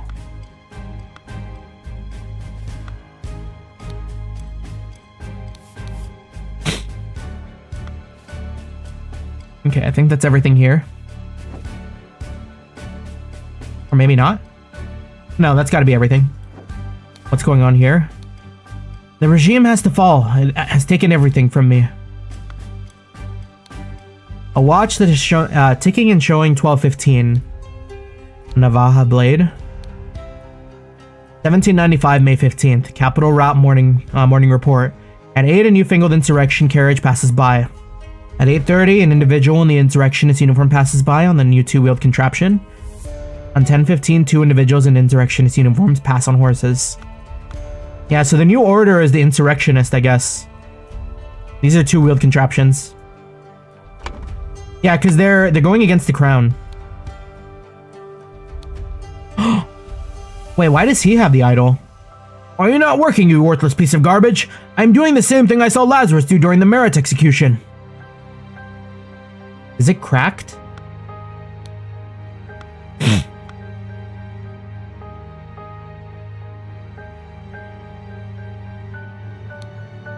And he got wounded.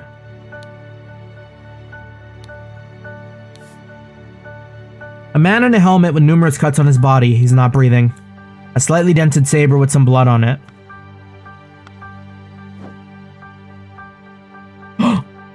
This is our guy. I recognize that voice. It's you.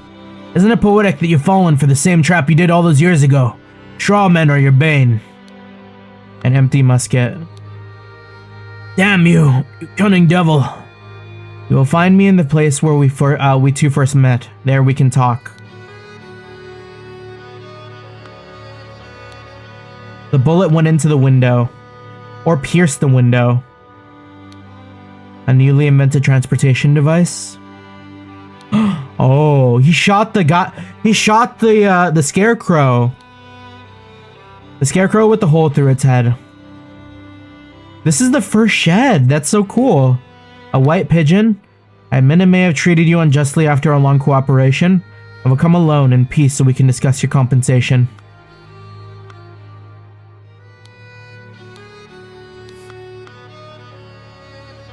Wait, is this Walter? Or is this Edmund? Or Lazarus? No way, right?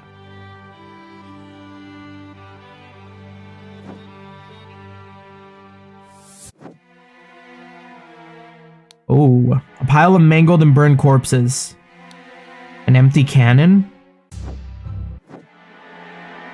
I like that we're going everywhere we've already been. That's really cool.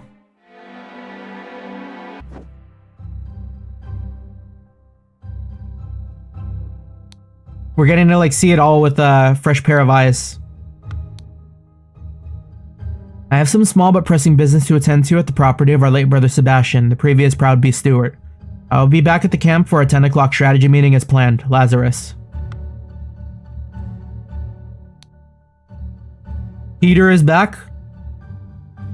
Worry not and continue the feast, wife. Nothing can stand in my way. I will kill our enemies wherever we go. An almost empty whiskey flask. A horse race betting slip. A small sword. What tag do I think this game has under Steam? I mean, it's gotta be like mystery. For sure mystery. I don't know, detective. Is there like an occult tag? And they are still playing. Things are looking dire. I'm gonna check in on that in a second though.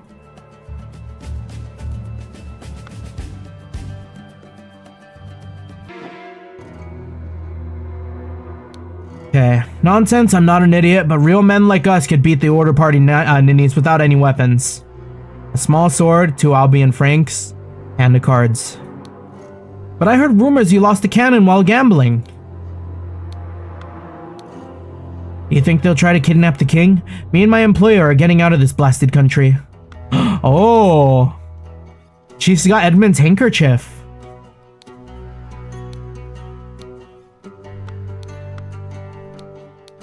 I will have instructed him to arrive at around 11:30. Most likely he will be in the Order Party uniform. If he comes alone without any backup outside, approach him. If he gives you something that belonged to the one who escaped your tonic, you may proffer him the instruction slip I gave you. Conceal your face, he may recognize you.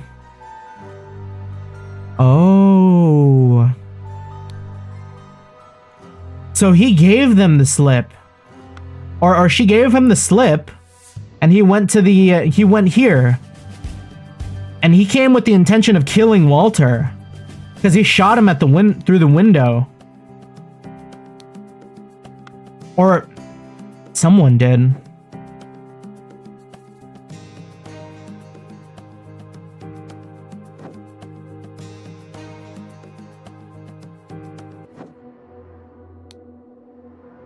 Alright.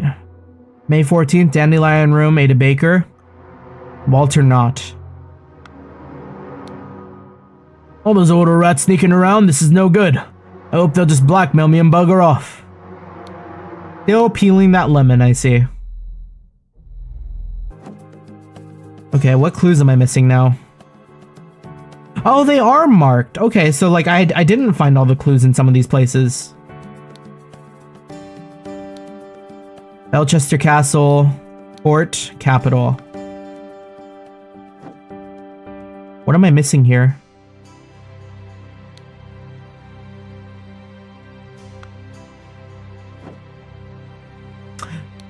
The Scarecrow. A bullet hole lodged in the wall.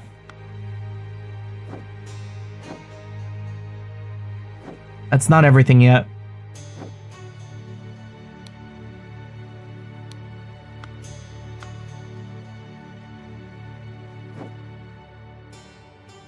I must be blind.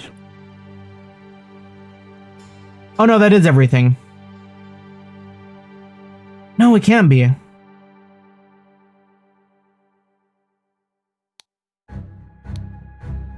Dear husband, you are so brave and you have been drinking since early this morning, but what will we do? What if the evil government men find us? For you, I would fight a tiger and win, Peter Batley. Mary, my uncle Edmund Cloudley died in some robbery and I'm rich. Now your father will see me for the man that I am. Let's marry. Become the pure flower that I know you can be for me. Dear Mary, I know where your unworthy mate is hiding you. Do now free you from his dirty paws and ship him to the colonies while I will put on a pedestal of your sweetest praise, and you'll become my ideal wife, Edmund. Okay, we've seen everything then. Or maybe not everything. A heavy seal.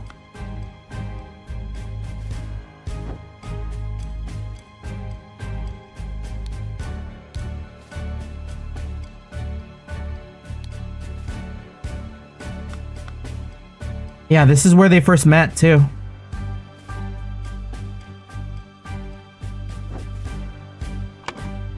Okay.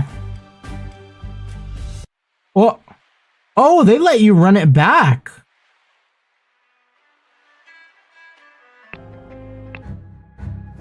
That's kind of cool.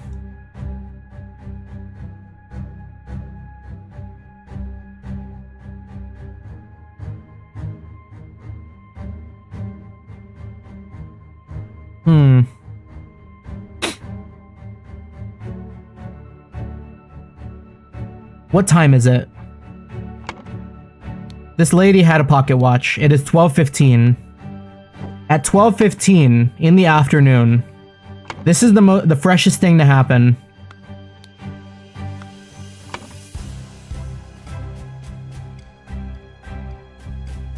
Walter Keane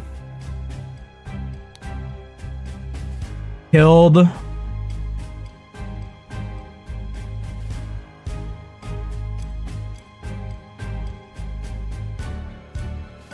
Is it gonna be Lazarus Hurst?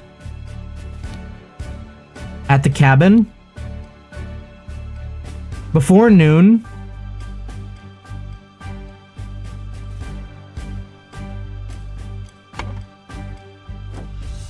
Peter killed somebody.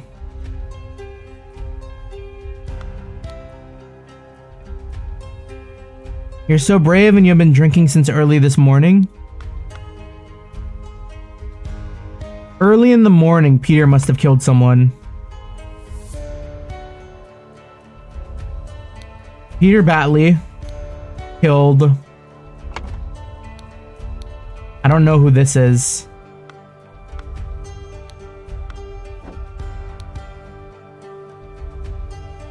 Comrades Alistair and James have gone to find him. Okay. Well, we know James fucked off and took the idol. Or, Alistair? Alistair fucked off and took the idol? So that means Peter must have killed James? At the crossroads? Before noon? Somebody killed someone.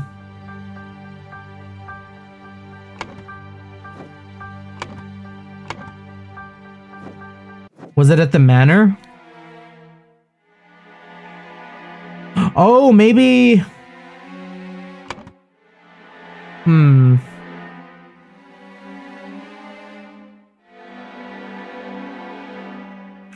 Who died at the manor? Because these are the only other bodies.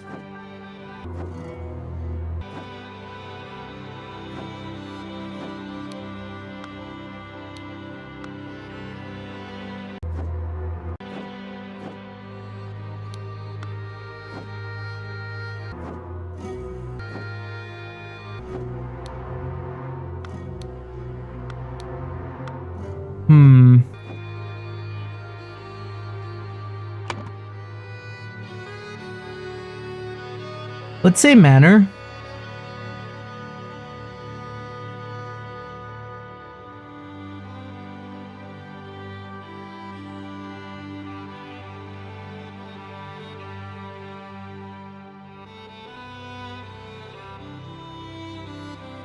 David Gorin.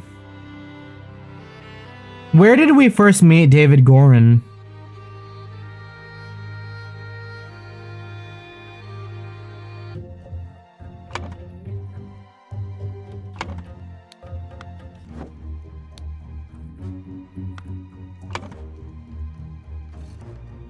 Yeah, because David Gorin...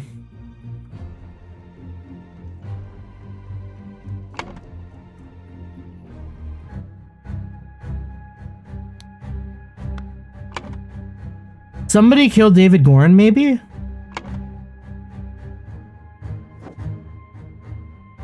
Unless this isn't Walter. Has David Gorin been shown to use dual pistols for the bit?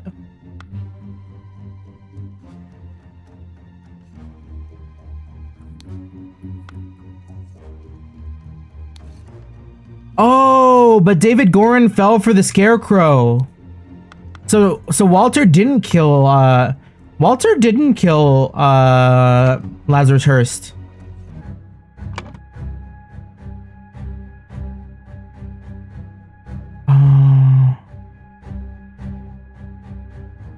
David Gorin. He killed David Gorin.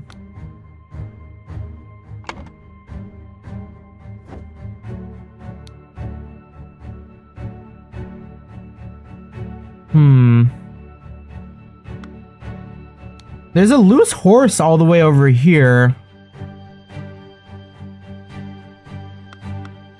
Did Alistair Koch kill Did Alistair Koch kill Lazarus Hurst? At the islet?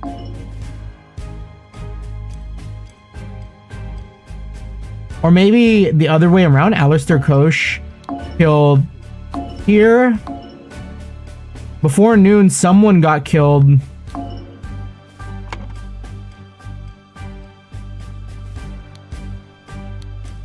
I have some small but pressing business to attend to at the property of our late brother Sebastian, the previous Proud Beast Steward. I'll be back at the camp for a 10 o'clock strategy meeting as planned.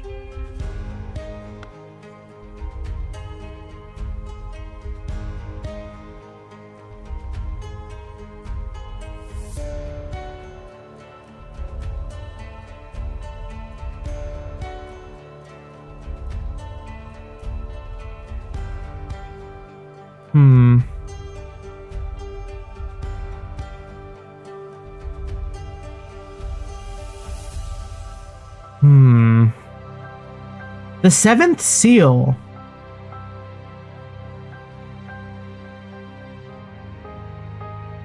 Was the seventh seal from Lazarus?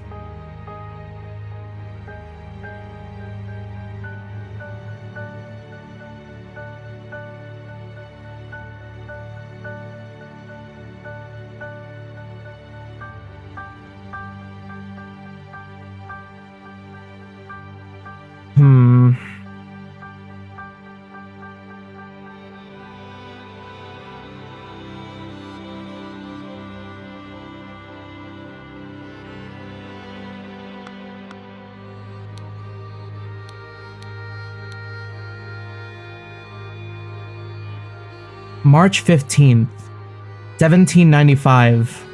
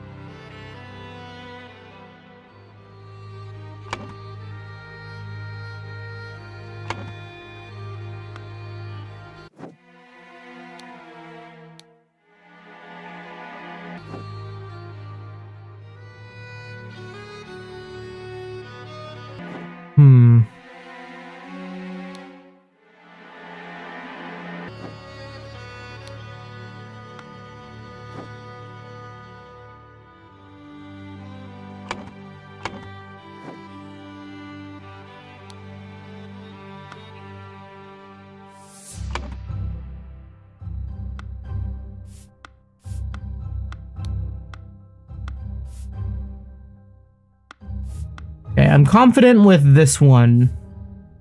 Or this one.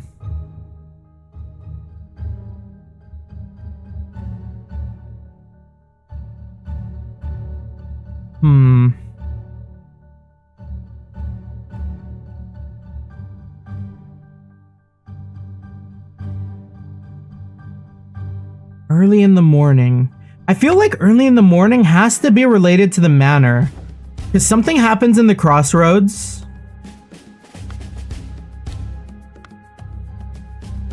And I think the crossroads, whatever happens in the crossroads, is related to whatever Alistair's doing here. Since Alistair has like a nick on his leg.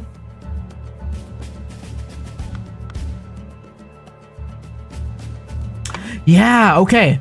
So Okay, that's it. So Alistair Koch killed somebody at the crossroads here. So something happened at the manor.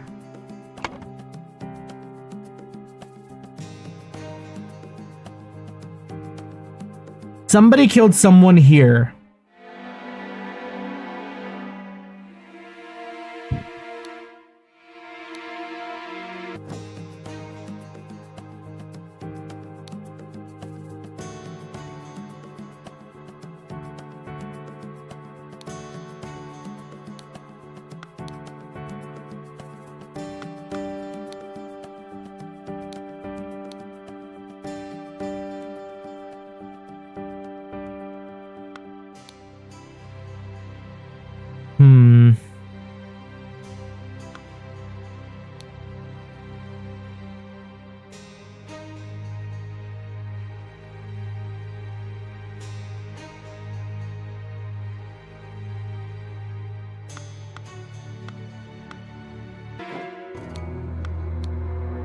Walter Knott, Ada Baker.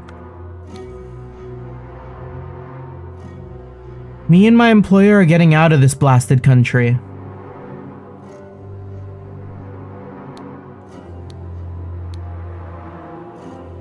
I've instructed him to arrive at around 11:30.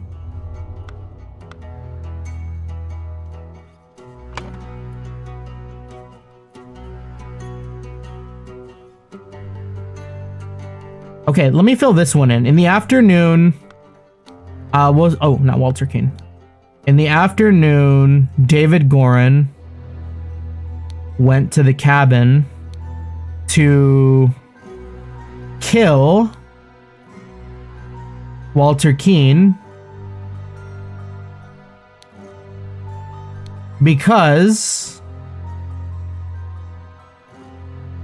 I don't know, Lazarus Hearst had tried to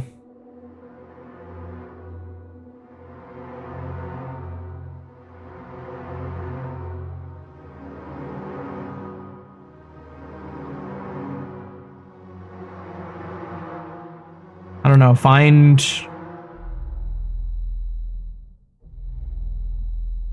to get back his golden idol.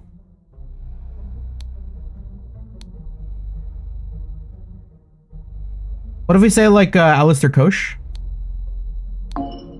Okay, no. In the who was the other guy? David Gorin? No, not David Gorin. Could it have been James Turner? Dude, my brain couldn't handle making sentences. Huh.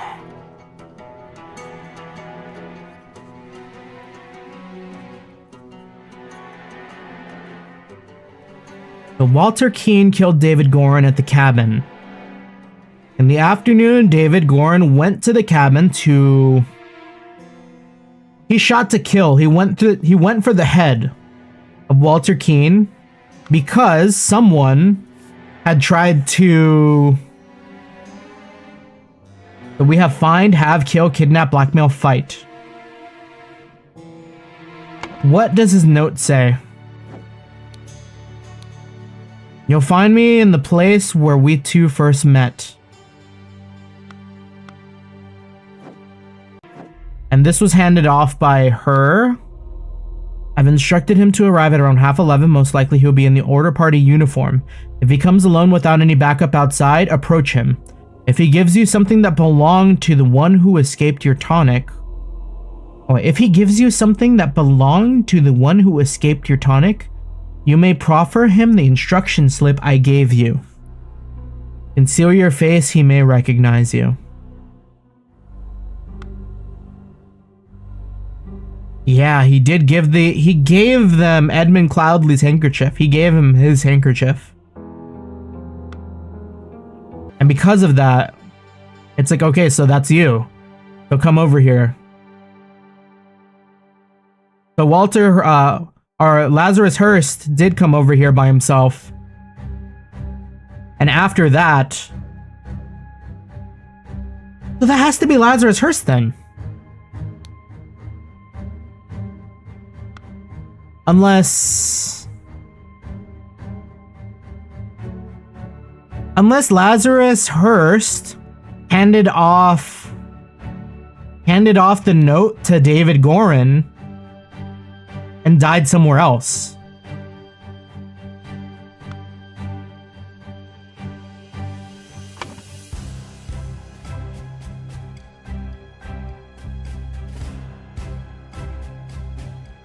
Because in the afternoon, David Gorham went to the cabin to kill Walter Keane because... I mean, what if I just say Walter Keane again? Because Walter Keane had tried to blackmail Lazarus Hearst. Oh!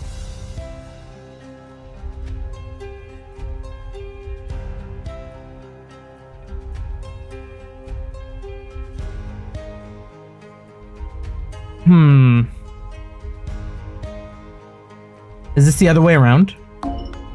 No. Went to the cabin to kill Walter Keane because he tried to blackmail Lazarus Hearst to get back his golden idol.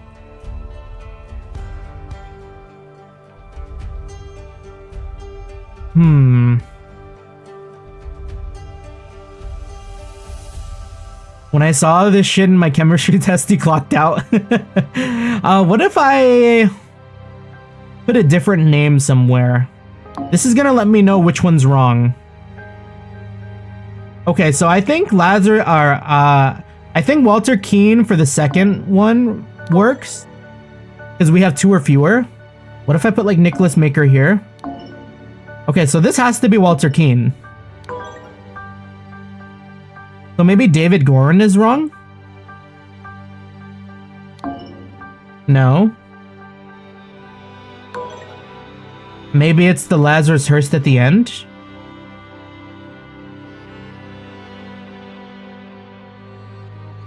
Who's the guy? Alistair Koch? No, what the heck? Lazarus Hearst. When they have to put in the word for the reaction?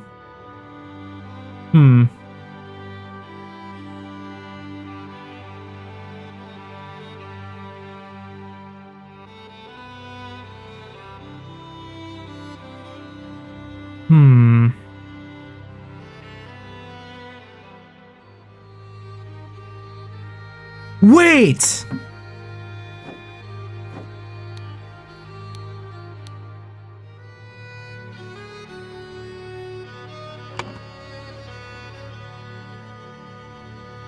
In the afternoon, David Gorin went to the cabin to kill Walter Keane because Walter Keane had tried to blackmail Lazarus Hearst to get back his...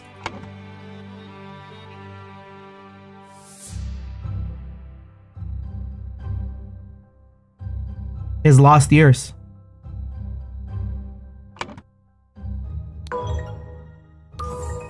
Yeah!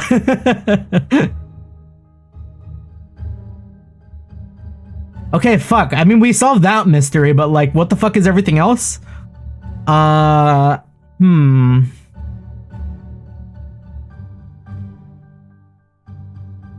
because I was thinking when I was reading it out loud, I was like, okay, no, Lazarus Hearst is trying to get something back.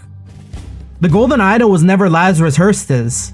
The golden idol was never Walter Keane's. Because Walter Keane is the one trying to blackmail Lazarus Hearst. Walter Keane lost something. He lost his ears.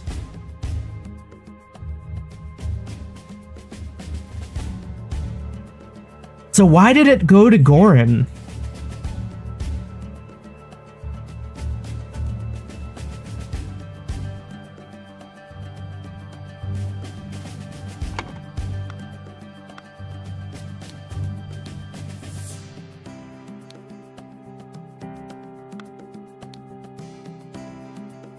Pompous and vain, but a military man was ready to obey and ready to kill.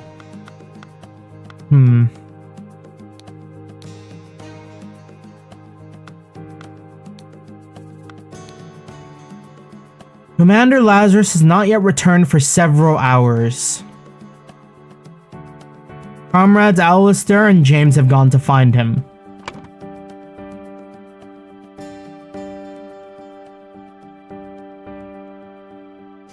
Huh.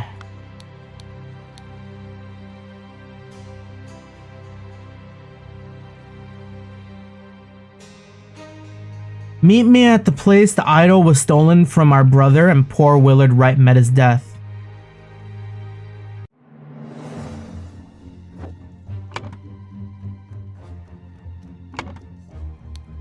Where did Willard Wright die? Well, yeah. I mean, we already solved this one. Willard Wright died in here.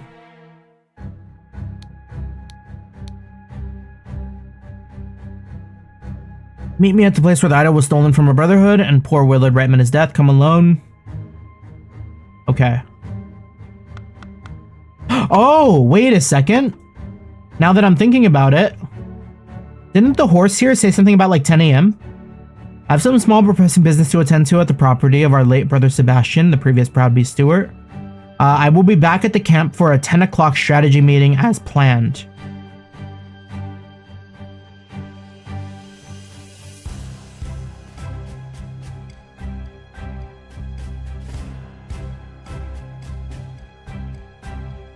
Yeah, so Lazarus was gone very, very early.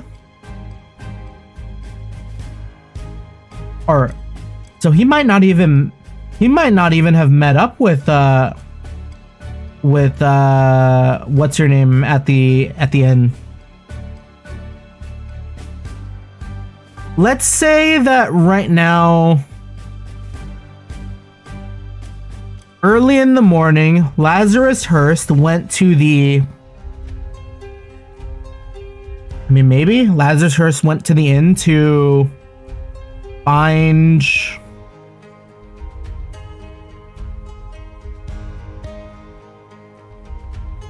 wanted to...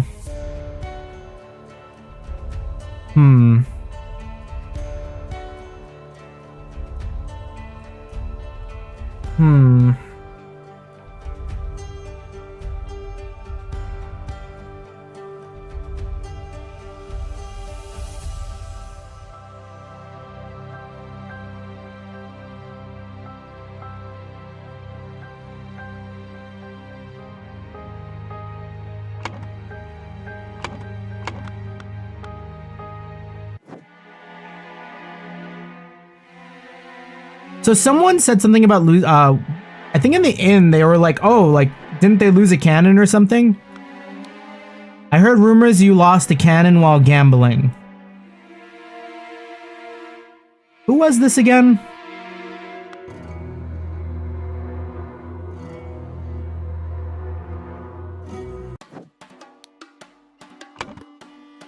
John Brage. So John Brage lost a cannon?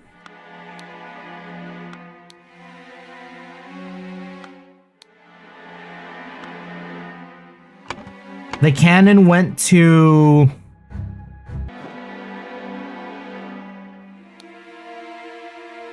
What? The cannon went to Edmonds? The Cloudleys?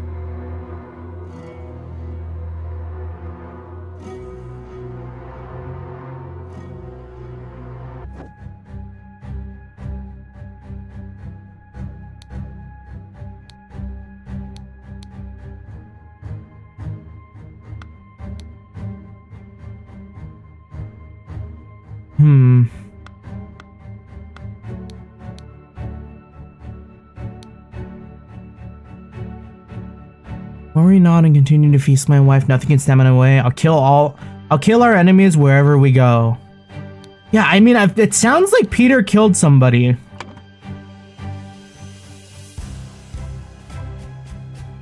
But who would he have killed?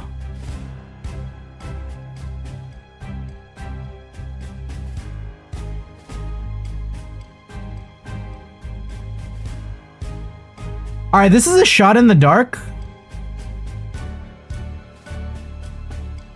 If Alistair killed James Turner, at some point, Lazarus Hurst had to die.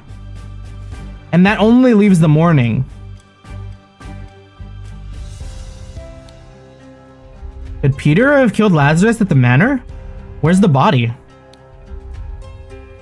Oh shit, let's go!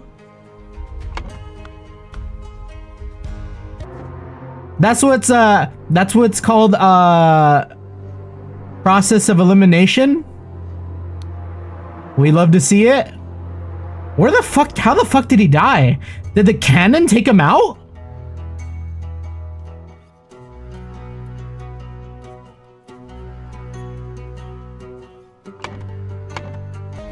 Because now that I think about it, if he inherited the manor...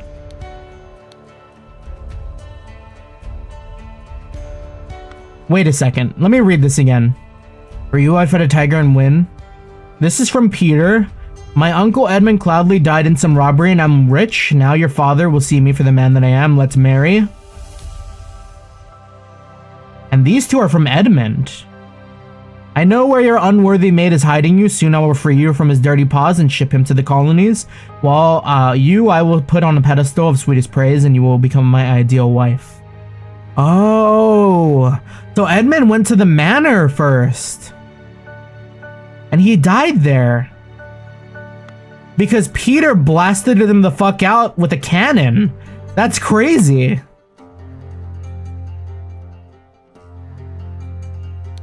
So, okay. Early in the morning, Lazarus Hearst went to the manor to... I don't know, find Mary Maker, right? Or what was her last name?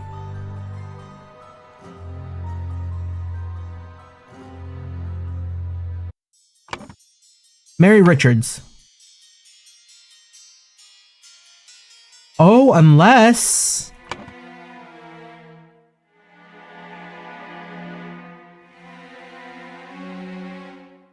They were husband and wife, right? I mean, I guess kidnap. They went to go kidnap Mary Batley because Peter wanted to...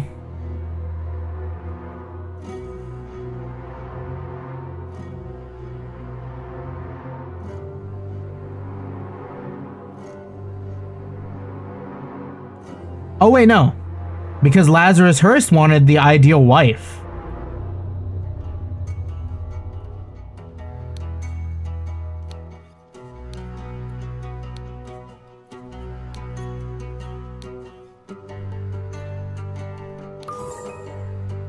Okay, one more? So I know there was some sort of... James Turner must have got a hold of the idol at some point during noon, in which Alistair Koch turned on him to take the idol for his own rise to power, because he wanted that power for himself too. So yeah, before noon, Alistair Koch and James Turner went out to try and find Lazarus Hearst. Instead, they found the golden idol at the manor? On the way back, they started a fight over it. Damn! Before storming the king's castle with the order party, Lazarus Hearst led his men to Sebastian Cloudley's old manor in order to kidnap his long-lost love, Mary Batley, nee Richards, who was hiding there with her husband, Peter Batley. Upon entering the manor, Lazarus and his troops were confronted by a drunk Peter, and the cannon he had won while gambling. Look at this idiot. Peter blew up Lazarus, breaking the idol, and then fled the scene with Mary. Oh my god, that makes so much sense now with the idol being busted the way it was. GG's. Hey, weren't you with the order party? Oh, no. I was never part of that ghastly organization. I can take this gilded brass trinket for scrap metal. You can have 3 sous for it and call yourself lucky. Damn. GG's. That was a really good game. I feel like gosh, I love games that like everything clicks like this. It's so fun to play. And the music was like really good. I feel like the ending is like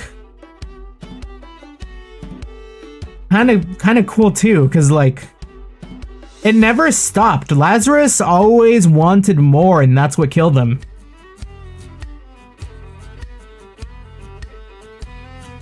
And that's kind of funny that Peter was like he pretty like low key went missing the rest of the game after that dinner party, and then And then he comes back and kills Lazarus? It's kind of funny. Life just ends up like that sometimes, I guess.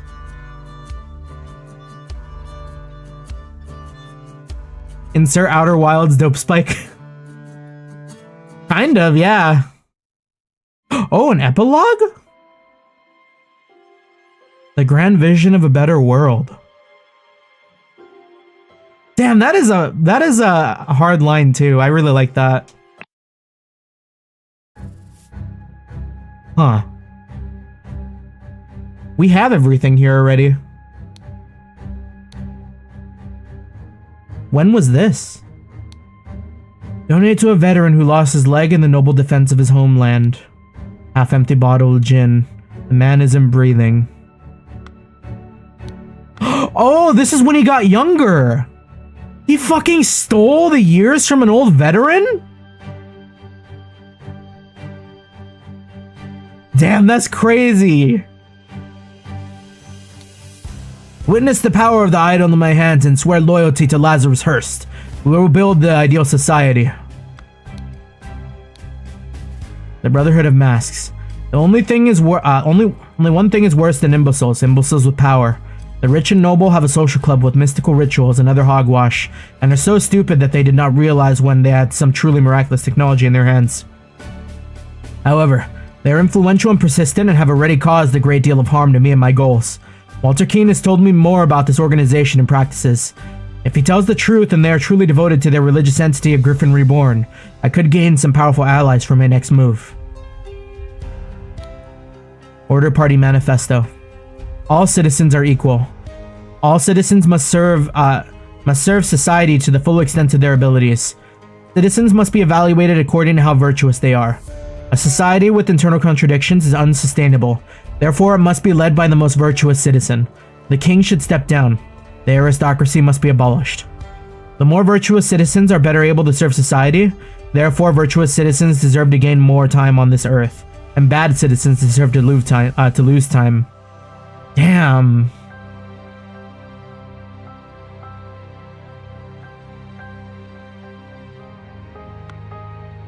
Yeah, and that also plays into the way he structured his virtues too, because that his virtues is the only way you could justify stealing the age from someone who probably couldn't work anymore and is indulging in alcohol like this. And those were like the two harshest virtues in his mind.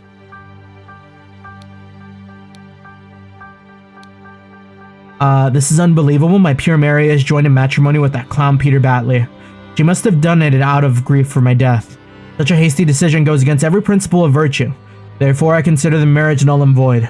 She will come to me once she learns I still live, but for now my duties in the service of humanity take precedence.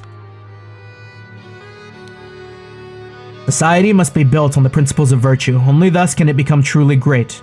Look at the Lemurians thousands of years ago. They had an empire on the banks of 7 seas. Their ancient technology continues to baffle modern science, but they became inert and decadent and forgot how to build and operate their machines. Their empire crumbled because it was built on pleasure-seeking, not virtue. It is by divine providence that I got my hands on a working ancient Lemurian artifact, the Golden Idol. I will use its power to set humanity on the right path by building the ideal state.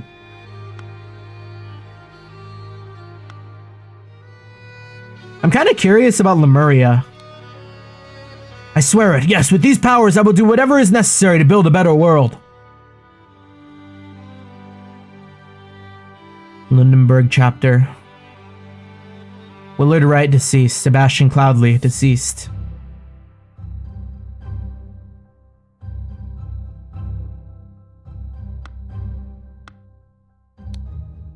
Yes, my lord. I swear loyalty to you and will undertake whatever task you required of me. David, I thank you for dealing with all the challenges related to my death, and for keeping an eye on our new ally. I do feel I have impressed him not only with the Golden Idol, but also with my vision of the ideal society.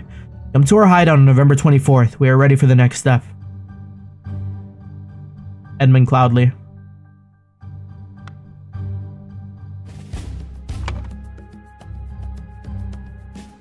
Yeah, that's huge. Okay, this is a lot. One last hurrah.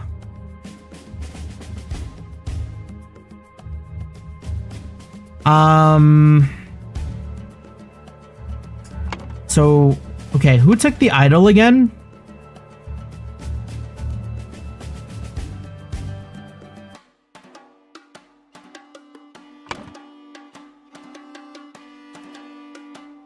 Did we know?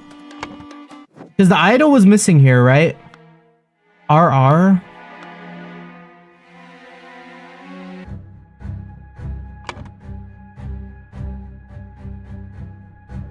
Well, we see the picture. That's, okay. That was, that wasn't Edmund Keane, right? Or that wasn't Walter Keane, right? That was, this is Willard Wright, David Gorin. Was this David Gorin? I'm blanking on the names now that we're here, you know? Hold on. Run it back a little bit.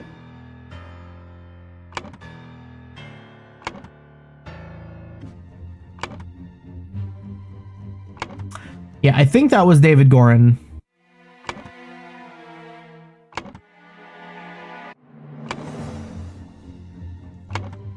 Okay, yeah.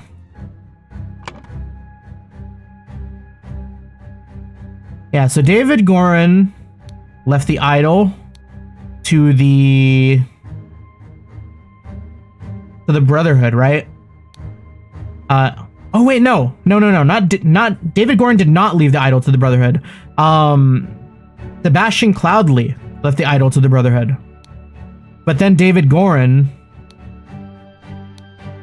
on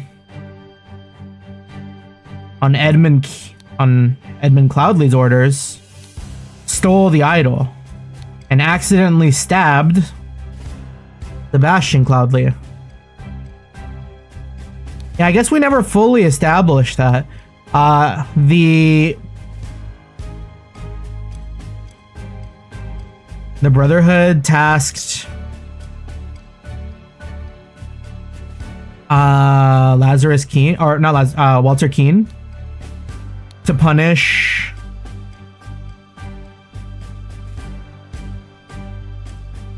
Edmund Cloudley and recover the idol. Wait. Okay. I think it's this.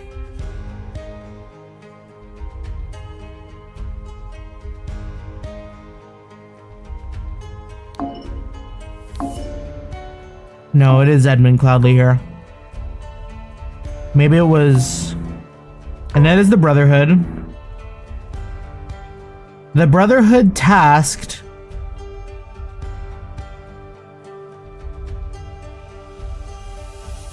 I guess they... Did they task Lazarus Hearst to do it, right? No.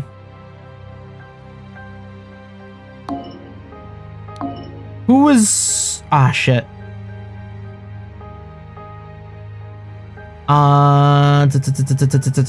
Walter Keane.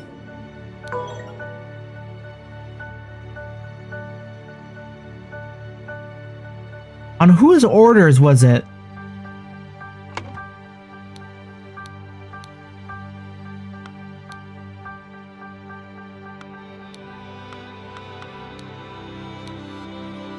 Thank you for dealing with the challenge related to my death, for keeping it. Okay. Willard Wright, maybe? Yeah, where does Willard Wright come into play? Oh, Willard Wright is the one who had the idol, wasn't it? No.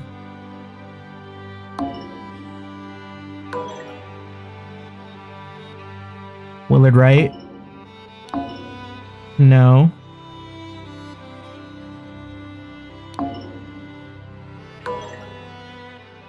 On...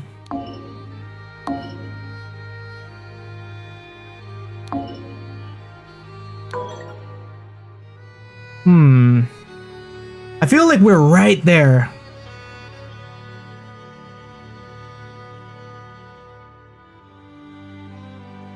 Okay, Sebastian Cloudley left the idol to the Brotherhood in his will, but then David Gorin...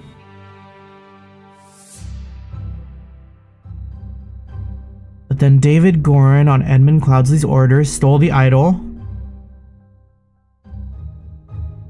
and accidentally stabbed Sebastian Cloudsley?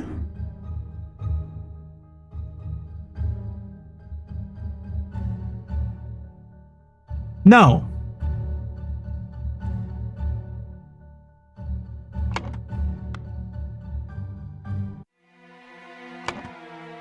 That's Willard Wright.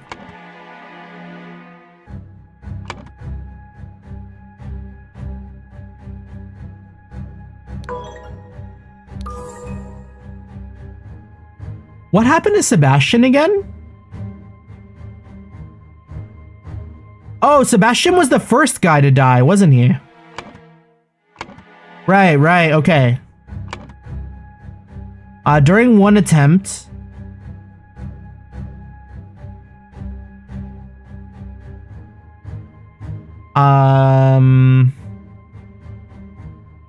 Walter Keane was captured and... yeah, Edmund Cloudsley convinced him to join his side. Or...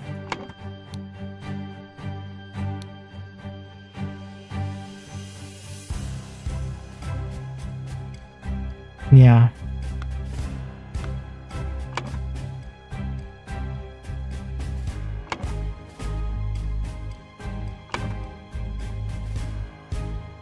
Wait. Yeah, Walter Keane, right?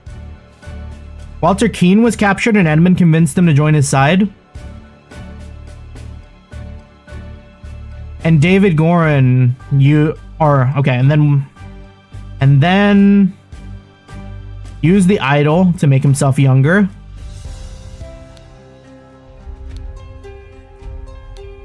And infiltrated the Brotherhood under the new identity of Lazarus Hearst. Then he claimed to be the Griffin Reborn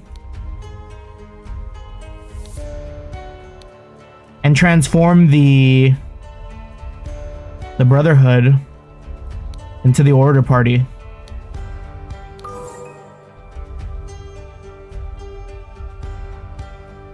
Okay, the Brotherhood Masters. The Masters are James Turner, Angus McBain, and Alistair Koch. Brotherhood Masters, Alistair Koch, and...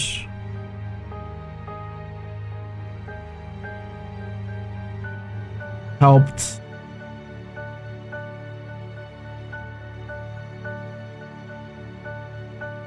well, they helped Lazarus Hearst seize power and enforce the rule of virtues by taking youth away from the common people and giving it to the Order Party. Right before the final showdown with the uncooperative king,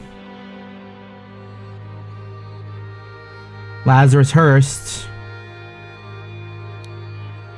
wanted to kidnap Mary Batley, but was shot by Peter Batley,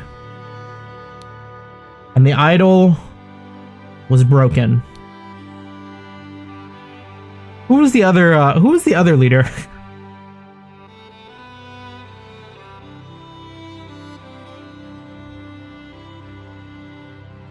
David Gorin? No, right? Because Alistair Koch stayed on top. Willard Wright died. Walter Keane was never on top. Well, was Walter Keane a master before he got excommunicated? No.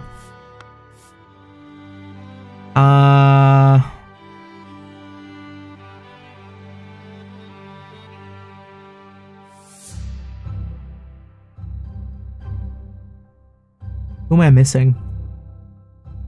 James Turner? Oh my god, yeah. Oh, right, James Turner, the doctor. Okay, yeah, there we go.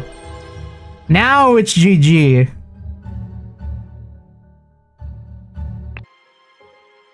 Huh.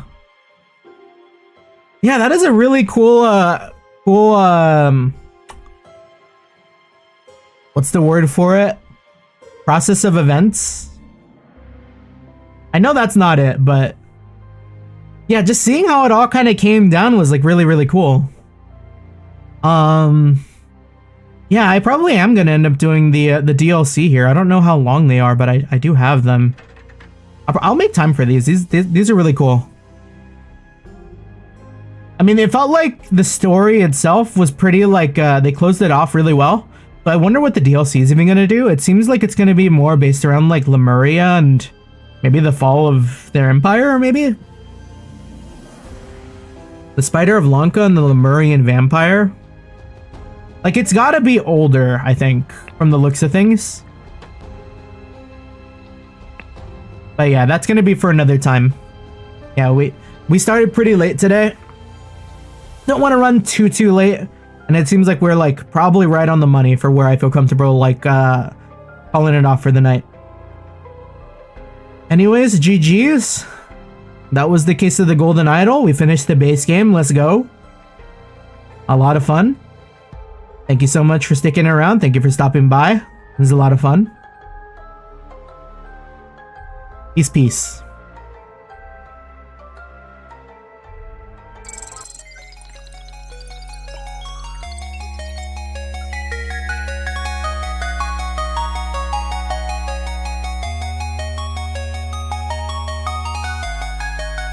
Now go watch Eli Droba stream. Get in there. I don't have channel redirect.